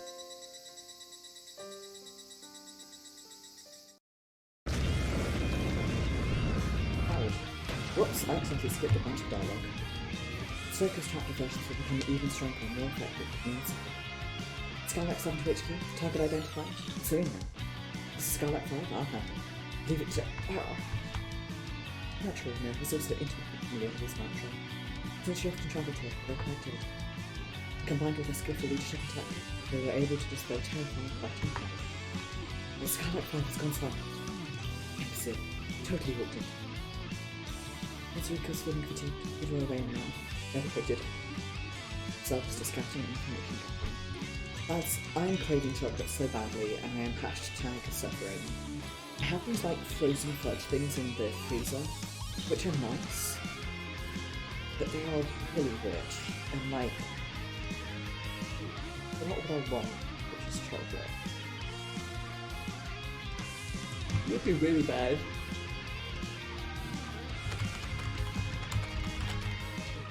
Get dessert delivered.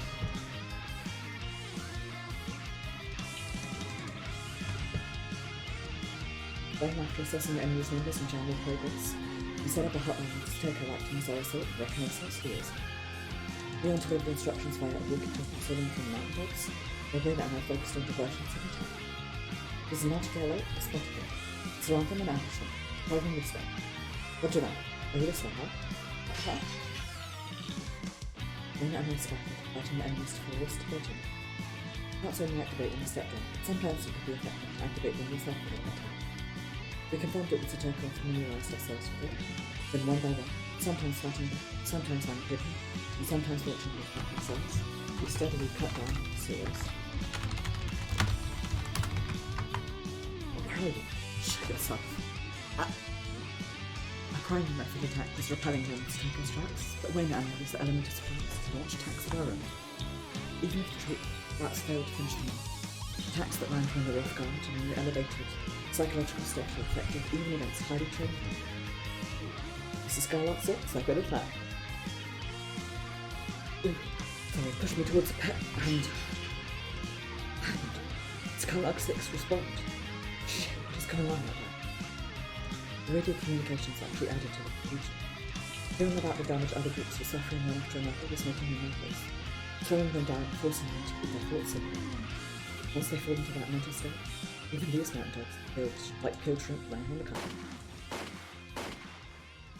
Snatch the enemy guns, then bang bang, fire off a few gunshots. It was a way signaling that an enemy was taken down. Wayne and I had already lost track of how many times they ran out, but Ian was keeping an eye on that, organising them further. Fish knew exactly what we were doing and was able to work out how to handle enemy movement. Neon, Keiichi and Raina had made excellent progress. Just a few more, then we can move to the next location scheduled to deal with the enemies from the side. Roger, the remaining forces have probably gathered right on the hill. How would they get here? These guys from the south can be like the ones who stopped earlier. But if that many shots were fired, then their strength has been reduced by 30%. Technically speaking, it would be a crushing defeat, right? Could have left one or two people behind to deal with the injured, which means there are no more available soldiers. Effectively command has request permission to retreat to headquarters. Skylark 1. There are multiple injured squad members here. Can't continue fighting them if I'm going to tend to the injured, so I'll have to give up on pursuit. Scarlet 1 has taken significant damage, but we're definitely narrowing our enemy's ability. Retreat is not permitted. Hold the front line with the current force. Scarlet 1 to all squad members. HQ just ordered us on a death march. Double check your gear, then we'll resume the march. Mr. Cannon and the others have got the blood run to the head, so they'll never arrive. Command to withdraw will come speed denied, and we'll resume suit with reduced morale. This is the perfect opportunity to spare. Toto, go with Raina and learn them to point Z on the map. Perhaps over there should be feeling it. Keiichi, fight as much as you can and play to play. Now this game is really getting fun. Double working. You born in the wrong house. Good luck, Keiichi. You can have a hard time surpassing your predecessor, right? So if Keiichi's a magician, I'll be the invincible Kaiser. Seems we've already taken the time out in our own hands. Neon was the type of a strength shift right expert. When she's feeling depressed, she gets seriously depressed. But when she's in great shape, she turns into something incredible. And Neon understands this battle in the mountains is ultimately just a friend. The sickly blind tongue, the sun is likely good, we see it.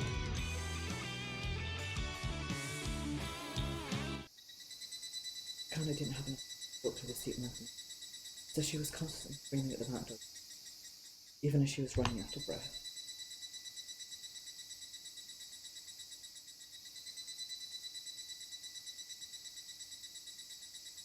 It's cheating, I have to react badly.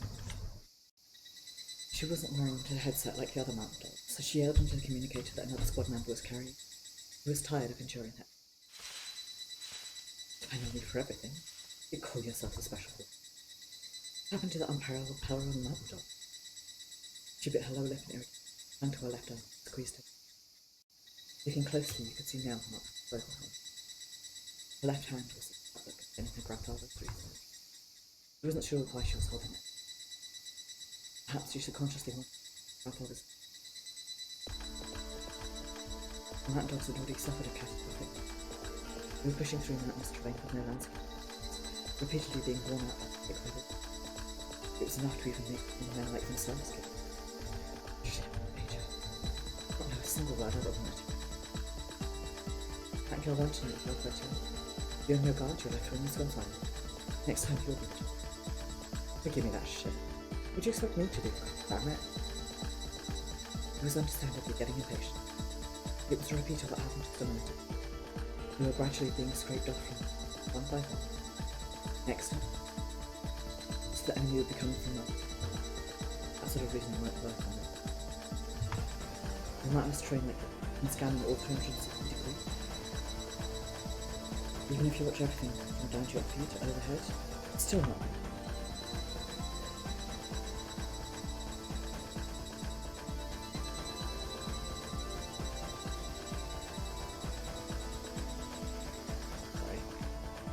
Coming through. Come on, please. Come on. The man held his pistol up and looked back and verified. A long-range weapon should overpower any geographical disadvantage on the situation. But that's only true with visibility.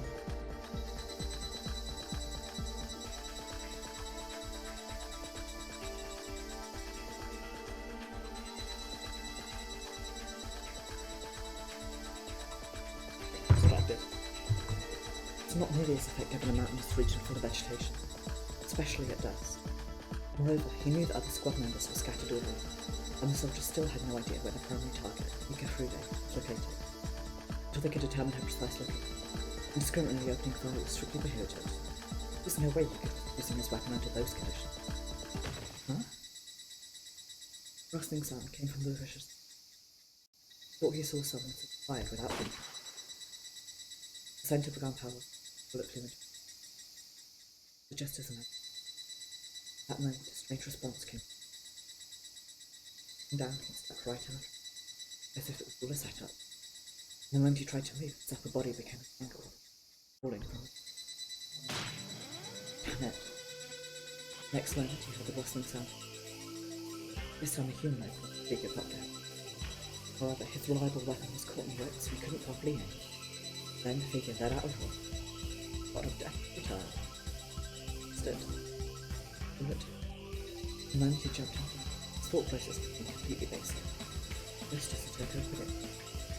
Satoko was waiting on the branch overhead, dropped a metal bucket down there. And that strategic warhead slipped over the mouth with precision.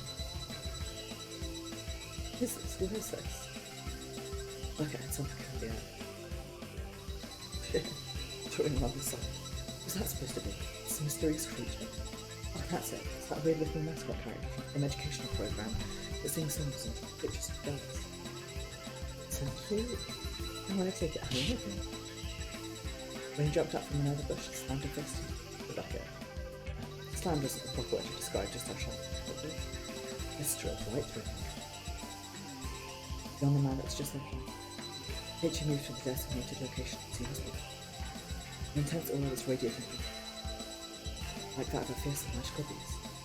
And he began swinging his stick at Cypress Wood around, hard as he could, like a Tokugawa and a soldier wielding a sword of strike there. Disruptor power can't be determined from a single weapon. It's based on the relative speed of both current objects. When you watch me run at high speed, combined with Keiichi's first strike, produce an attack with unbelievably destructive power. Considerably impressive wow sound echoed around as the man went flying in a completely opposite direction, but Reina's player Higurashi was something. The man fainted and fell silent as soon as he landed. As soon as that opportunity presented itself, Reina and I leapt out and tied his hands behind his back. While Reina and I turned behind our friends, Satoko sharpened all her senses without any signs of active feeling. And then she relayed the intel about surroundings to me and I could lay that on for later. We were all going home soon. While waiting for me to relay orders about vital tactics. But everyone's eyes on my side. You guys still haven't had enough? Seriously? The team's just getting warmed up. So let's get going. Here, on this mountain, we're going to go. Logistical capabilities meant more than the strength of one man. Japanese people have demonstrated that. Right now, each of these club members is a hero on par with a million soldiers. Superior numbers of firepower are irrelevant to the guerrilla tactic. Acutely assessing the battlefield situation and reporting intel back to HQ is the key contribution to reconnaissance. In that respect, Rika was the ideal person. She was familiar with both the terrain and the location, so she was best able to act. That plus the name of KT Tarkin in the nation is simply exquisite. No, it's superb. On top of that, she was using her geographic intuition and knowledge of each person's abilities to organise activities and deliver instructions like moving chess. With everyone working like her, who could stop them? Our colonel's original estimate of the situation was already looking too far. How can we finally realise? Before the siege operation began, he said that one of them was moving to 130. This was clearly no longer the case. One of them was a Kotohogushi, elite tank. Simply no way that an infantry could take on a tank. Even better would be an entire squadron. Whereas the rest fought heavy bombardment, the artillery base, fire support. They needed field artillery capable of rewriting down a quickly dismount. They're punching for the problem. That's not possible. Intrigued. Community had no longer had any doubts. This foe was both powerful and cunning, and the tide was clearly turning in their favour. They'd become mighty heroes of power with thousands of them. At the very least, he wanted to look upon the place and see for himself as he could be himself. That's right, they say Hinazawa is the village of Venus Girl. Then he noticed. This guy's blood. That girl 13 has gone silent. Phoenix 4 has gone silent. This is Scarlet 10. I can hear the laughter of children all around me. Please help. Scarlet 10, retreat, retreat. Where? This is Phoenix 9. What of one of the enemies? Threatening and pursued. Sensible. Phoenix 9, I don't hear exactly. Please describe your surroundings. There's a fog starting to develop. Cold. Is that a red flag? Phoenix 9, I can't pinpoint that. Calm down and check your surroundings. Hey, let's have it. That dead guy. Spawned. Phoenix 9 has gone silent. Possible. These are the demons we need. We're going to get demons away, I know it. All of us are going to disappear on this. Let's top of that. All team leaders try to get a grip on the situation before you're welcome. We smile. The enemies are not demons. Just kill. Don't care what. Show them our superior strength. During that confusion. Rika, had you? Something coming from someone's radio. It's not me. Who is it? This is Phoenix 3. Who was that voice just? Identify yourself with Phoenix 1, let's withdraw immediately and reorganize our formation. I can't do creepy laughter, so just imagine it. But a female voice. Girl? What was that? Why am I hearing a girl's voice? Humans who don't know their place know that you've committed the heinous sin, rebellion against the leader. Be grateful for granting you the opportunity to atone for the sin of defiling this. Someone had someone's radio. Don't fall for the enemy's demoralization tactic. That's not right. Frequency of this transmission is... What is this? There's no such number. This is frequency hijacking. Letting humans whom they're not for. Very well. You cannot learn it on your own. I will gladly teach you. This is Nightingale 1. Rearguard it isn't coming. It's where did you go? Answer me. Look at that. Pathetic Nightingale. Lost in a place it was never meant to enter. Would you like to know more? About the world of demon? Then say farewell to the world of man. Now let me read what my watch. You screamed just now. Nightingale, take a roll for it. Happened again. Who was just taken? More importantly, HQ, is there anyone on my left flank? Not alone, am I?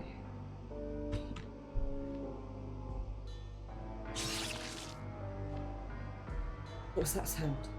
It sounded like something getting squished. ago I saw a train arrive. And this is just like back then. That's the sound of a body being crushed. It's a terrible way to die. I don't want to die. But Amanda, please stop this. I never enjoyed doing this. I was only here for a paycheck. Nightingale went to HQ. Hopeless.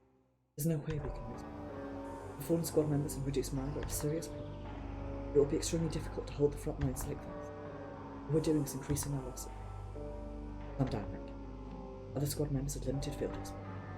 You've endured that hell. Why is someone in your position being in such panic? Stay calm. You need to set an example for the others. Demons. Demons are here. Really like.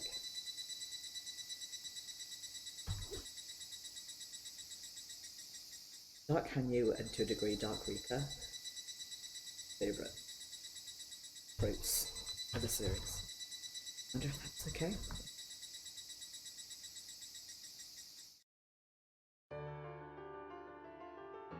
Nightingale 1 is no longer responding. There's no way human could do that. It's useless. We're up against demons. Shit. Enemy is adept at psychological warfare. You're telling me you're falling prey to psychological warfare tactics for children?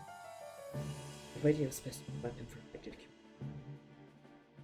But it backfired on them. They're significantly reduced morale. Nobody had any information on activities. We were constantly interrupting the squad mates, distracting to them. Even though keeping calm would be ideal, it's difficult to manage when you're stated in enemy territory, where you can't tell left from right or front from back, feeling exhausted from suffering with enemy attacks. The most effective way to everyone stood beside Rainbow's Jesus radios, but that would give the enemy an opportunity to pick them off one by one. Okanoki couldn't help but dread those club members. He still didn't have a clear picture. Meanwhile, Takano's constant shouting with no regard for the current situation was uncomfortable. He was single-mindedly shouting at me, Twitter. Amanda, who sent us better, fell asleep. But ironically laughed. Takano's reckless attack orders did have some point. Enemy was achieving overwhelming results, but they were indeed retreating, and their range of mobility was shrinking. The primary strategy was to lure the foes into a zone and retreat from there, lure them into another trap. In other words, they were leading away their defensive tactics. And that does what the running shambles. The enemy also had a significantly reduced scope of attack. The fact that the other side resorted to psychological made it very distant. They were to retreat now, it would render all the damage they'd inflicted thus far more. Fortunately, they'd doing so Princess if they'd be able to grab the enemies by the next scene.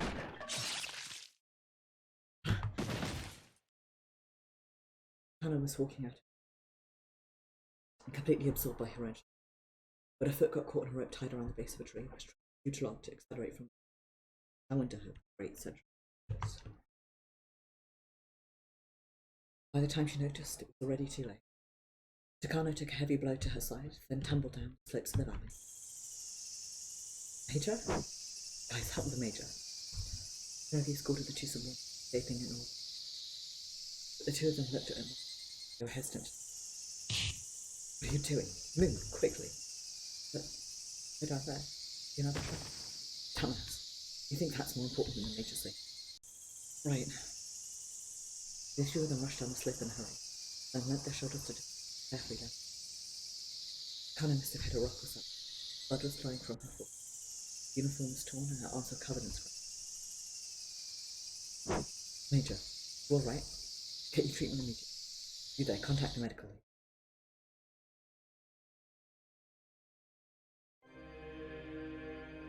Kill them. So sick of those vampires. Peel their skin off, tear them again. Takano roared out, and grabbed her radiant, then shattered. Her intense rage completely replaced her with cool and even a trusted advisor, Okanoki, was made to say it. Leave me? This is Major Takano. Top level command. Listen up. Run, Higurashi. Oh God. You're still out there, keep fighting. I'll drag you down to the seat of God myself. Skylark, Nightingale, group up and rebuild your strength. Phoenix, group up with what remains of Hera. The enemy seems to be based out of a forestry service hut near the summit. At that elevation, your movement should be easy to overhear. Be prepared for surprise attacks. Slaughter them, even if you have to sacrifice yourself to do it. Major, requesting permission to temporarily retreat so we can reorganize our formation. Once the sun goes down, escape will be just as difficult as pursuing our enemies. Question. They're completely surrounded. Hunt them down. They'll escape if we retreat now. They're already in our hands. All that's left to do is squeeze them. Major, we need to hurry up and trigger entrance. Shut up. You guys had pulled yourselves together earlier, none of this would have happened. You've got time to waste slapping your necks to go rip off the heads or tear off the in my back. While Takano continued shouting at subordinates over the radio, Akanogi received contact with a different phone.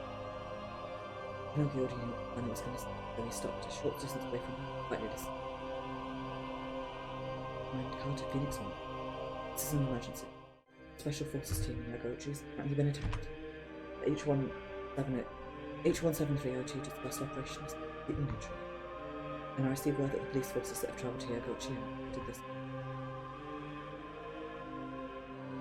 Akanogi understood everything. They were utterly defeated. They wouldn't have been taken in like this if the enemy was above conventional archers. Somewhere, deep in his heart, he was disconsolate that in the end he was unable to capture the quickly. He also slightly underestimated. Understood. He reported this to the Kaku and to the Kiryat. What's wrong? There's no contact. Even over the emergency team, nothing's getting through. Something happening. Or maybe we've been abandoned. After that masochistic fit of laughter, Moby slammed his fist into a nearby tree. Truth is, he received a lot of money for dealing with the family suffering. But after this, he was going to push all the responsibility onto him. And as soon as he received contact from the real masses in particular, he would have been ordered to kill Takano and surrender. But now that all contact had been cut off, they were in the same position. They surrendered in this situation, naturally they would charge for their crime. Enough so that their very lives would be at stake. He intended to keep an eye on the dancing club. He ended up inadvertently. Nevertheless, Okanobu did his best to planning him. Yes, he bear to let enemies. Thought about running away for a moment, but I wouldn't you know. Strategically, there was no way to win or escape, in which case he would at least be taken. One small-scale victory would. With that in mind, Okanogi raised his hand and pressed his subordinates over the radio. Winter plan. Send all squads searching for our hero. Let's show them the power of the mountain dogs. Right. Okanogi cut off his radio and walked over to Takano, shouting. He muttered to himself that this would be the last time he ever spoke. Then gave her a salute. Okay. Major Takano. There's a medical team in the shrine grounds. Head there and get your wounds treated. We'll take care of the rest.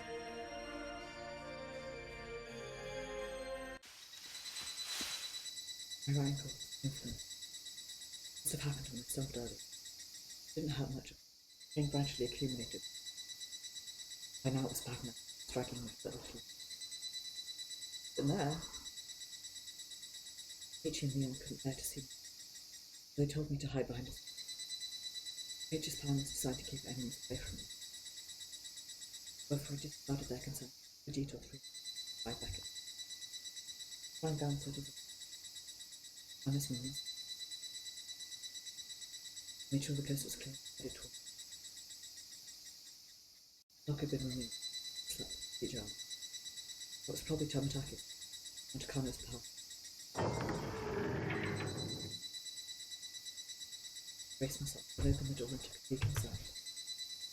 Or immediately inside. I was like, judging by the lack of footprints, Takano must not go in. Discussions must have broken down, leading to Tom. Then, it's Tom okay. Probably. Told myself that deep. Stepped into the. Take me here intermittent. Far away. First I was delighted. Long stretches. Any gunfire. And worry the club. So I gently closed the entrance. Gunshots was. Use that now. The room quickly felt silent and had musty yet. Made me start. Dusky reds than I saw. The entire area would soon be vacant. In which case, great, since they weren't familiar with it.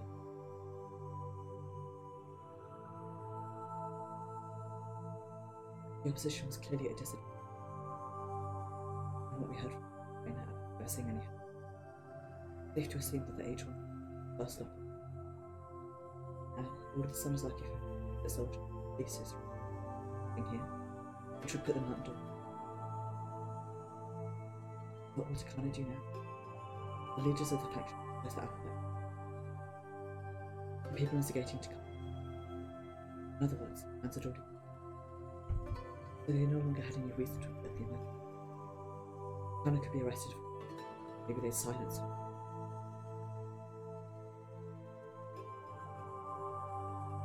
Another way to kind of lose everything. And she forever lose it. It's quite literally. Thinking about it like, sorry for her. Took over her grandfather's. That diligent act, the reason every day had some feeling that she conspiracy.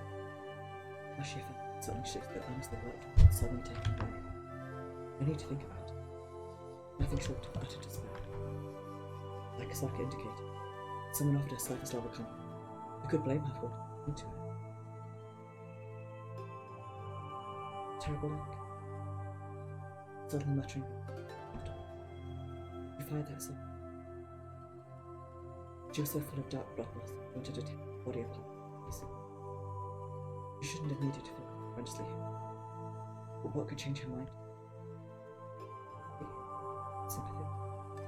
Maybe something completely different. Head outside. And will actually would. Maybe she'd take it as an insult and exacerbate. Even though completely incompatible. Plus, something else I have.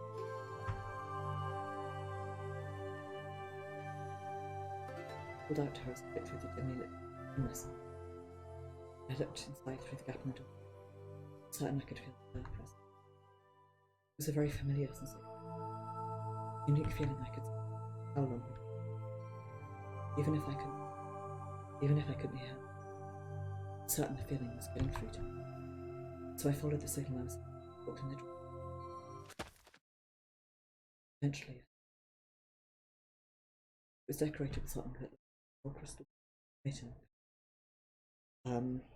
Seen this before.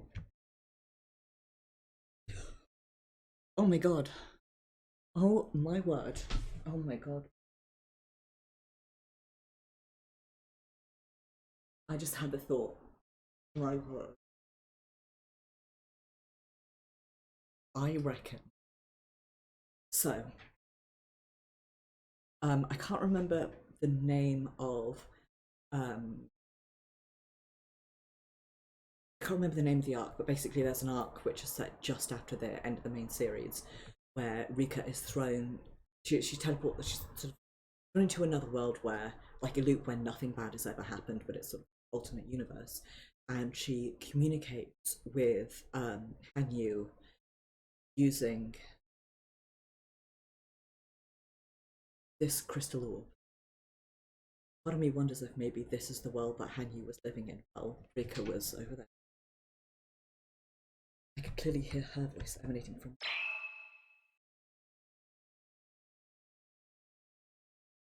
Rika! The crystal ball was roughly the size of a large marble. It was carefully displayed on a small cushion, which made it clear that it was more than a mere marble. There was reason for that, because that ball was a treasure I entrusted ages ago. I knew the purpose of that, so I gently picked up my ear.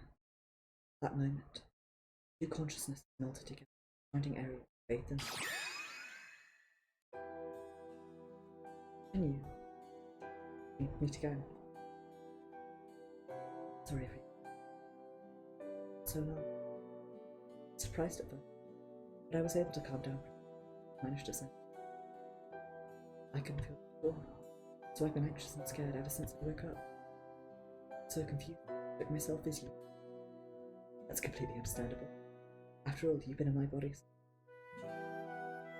Well, we've shared our memories, consciousness, now, even our senses.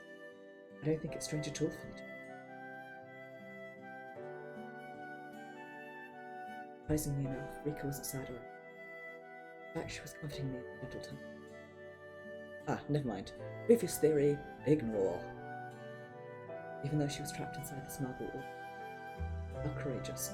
Unless Rika's experiences were basically her mind making shit up that she was in. I don't know. I finally realised it on the night of Kotohogushi, when I saw my reflection in the river. Huh?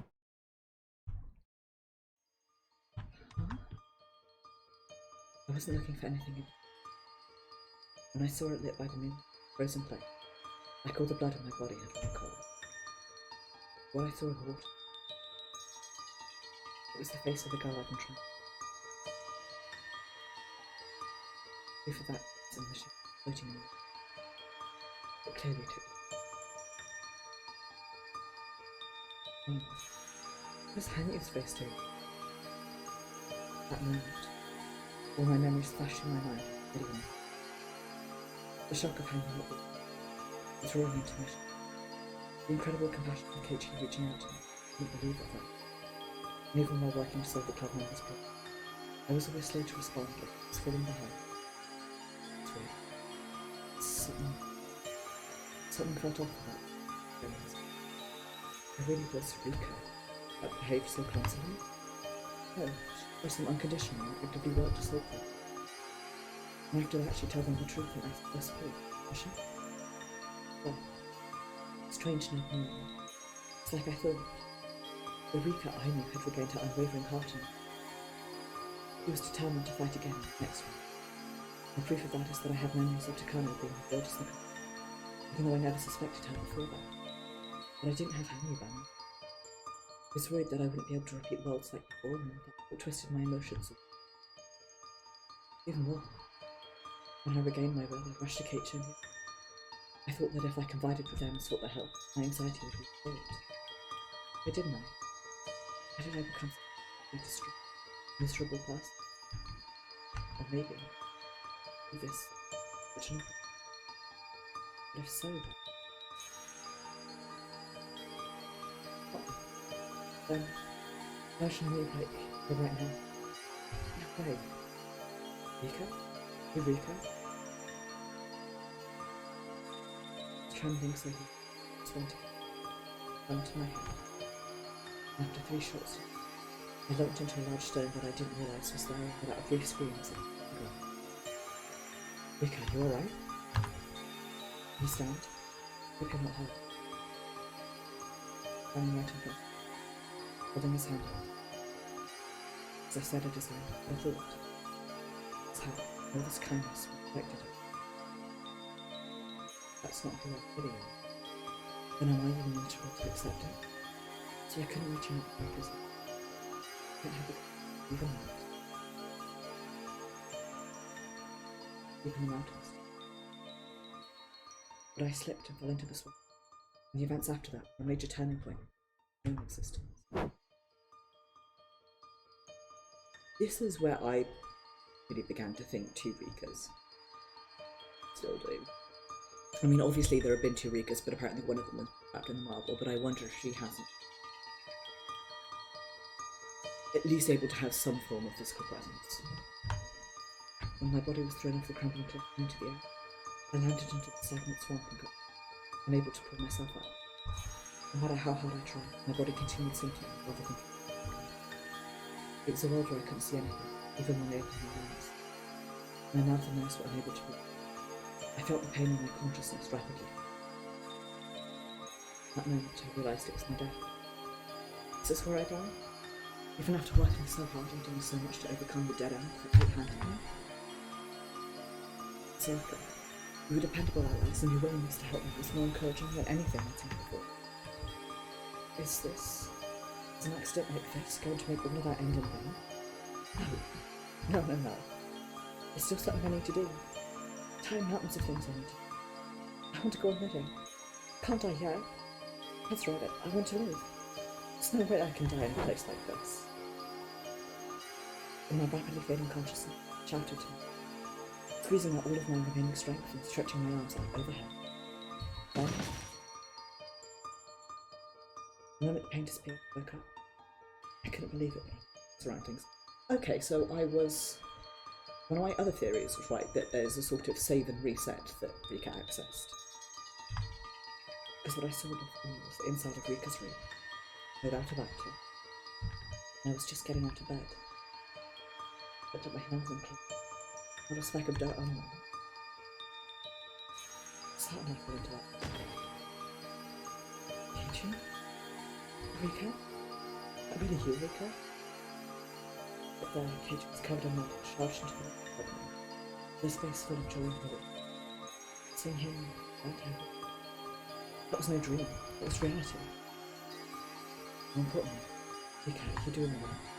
I heard from Dr. Irie earlier that you were home sleeping with high fever. Well, Rika, you do look like you're doing well. I guess it really was just a temporary fever from overexertion. In particular, so it would be best not to overdo it. That brings me what Oishi and Irie told Akasa. And after trying to keep my cloudy memories consistent, I was finally convinced. I see. Well, coexistence, different possibility. However, so it was all the same even up until the fiction of the others, just like another tragedy. The only difference was that after her performance she fainted from all the fatigue, combined with the injury she suffered. In other words, in my struggle to avoid certain death, subconsciously activating an ability that allowed me to assimilate Rika, who didn't fall into the swamp. Cool as shit. And then one presumes Keiichi, having seen her fall into the swamp and also already having like the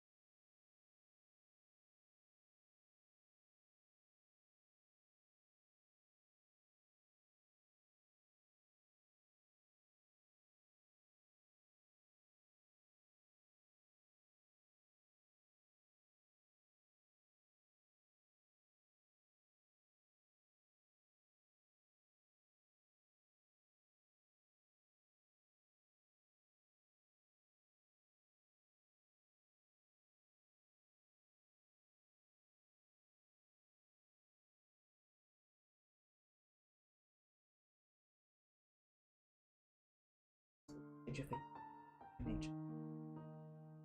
And that sort transmitted.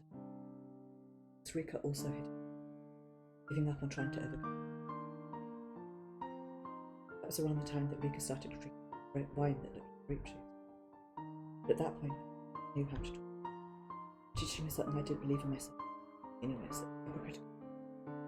The two of us endlessly continued. The end, I was sort of encouragement Kichi and the others could. It's because I never really understood you. Sorry, it's my fault that you shouldn't have. Softly, Rika reached a hand. When I looked up stunned, Rika was quietly shaking. I didn't care. I grabbed hold of happiness, abandoned the feeling of leaving my friends behind.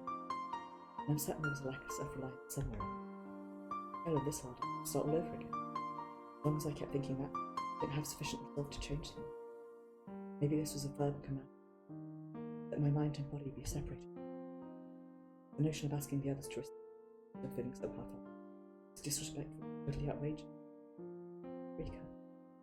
When I left this world, I understood. Happiness and unhappiness are sensations that can only be felt by the living. So everyone treasures every single one, does their best to live. And my endlessly repeating life got them. So in the end, I was just paying it lip service. You. Everyone, including you, too. Sorry too. Rika gently held my hand. It was soft and warm. Holding her hand was pleasant. Both a little. Getting myself from that. Glad that I at least noticed that. So thanks to you. Thank you. When you say that, don't. I'm a return this body. Next to it, I was able to have all kinds of fun. I rested my face against the table. That moment, our bodies were wrapped. Then our bodies began to light close into each other.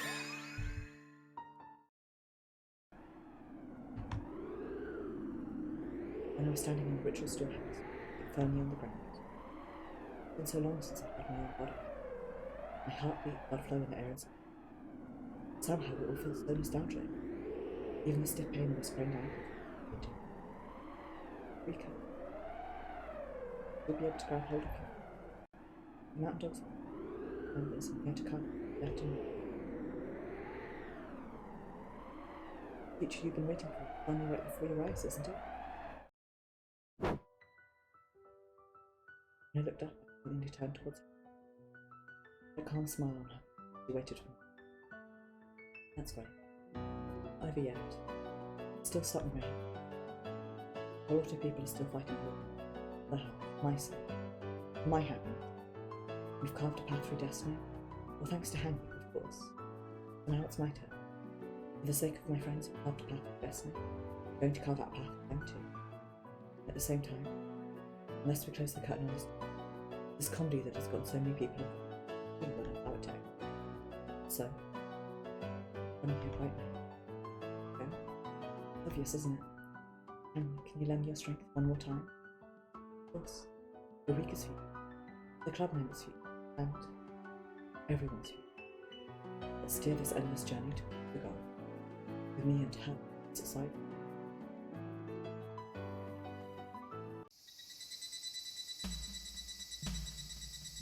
It is so tempting to stop here.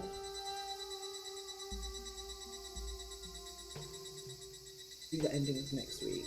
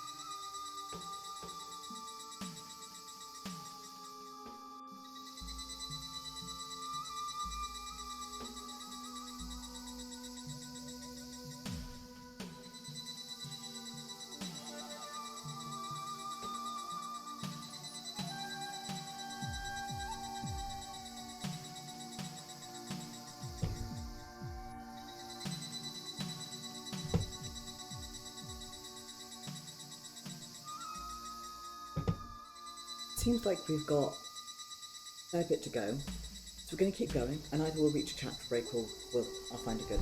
This is a good pause, but I don't know. The sky had turned dark and the air was rapidly beginning to cool off. This was the end. I can only knew that instinct.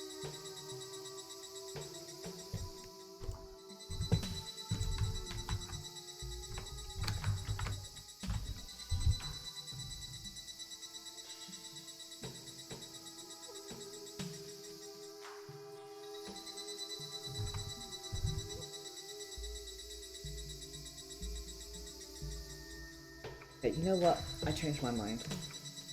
We are going to end things here. Because I think this is a pretty good cliffhanger for next week when we'll get the good end and then the various bad ending. What does I hit? Every one button.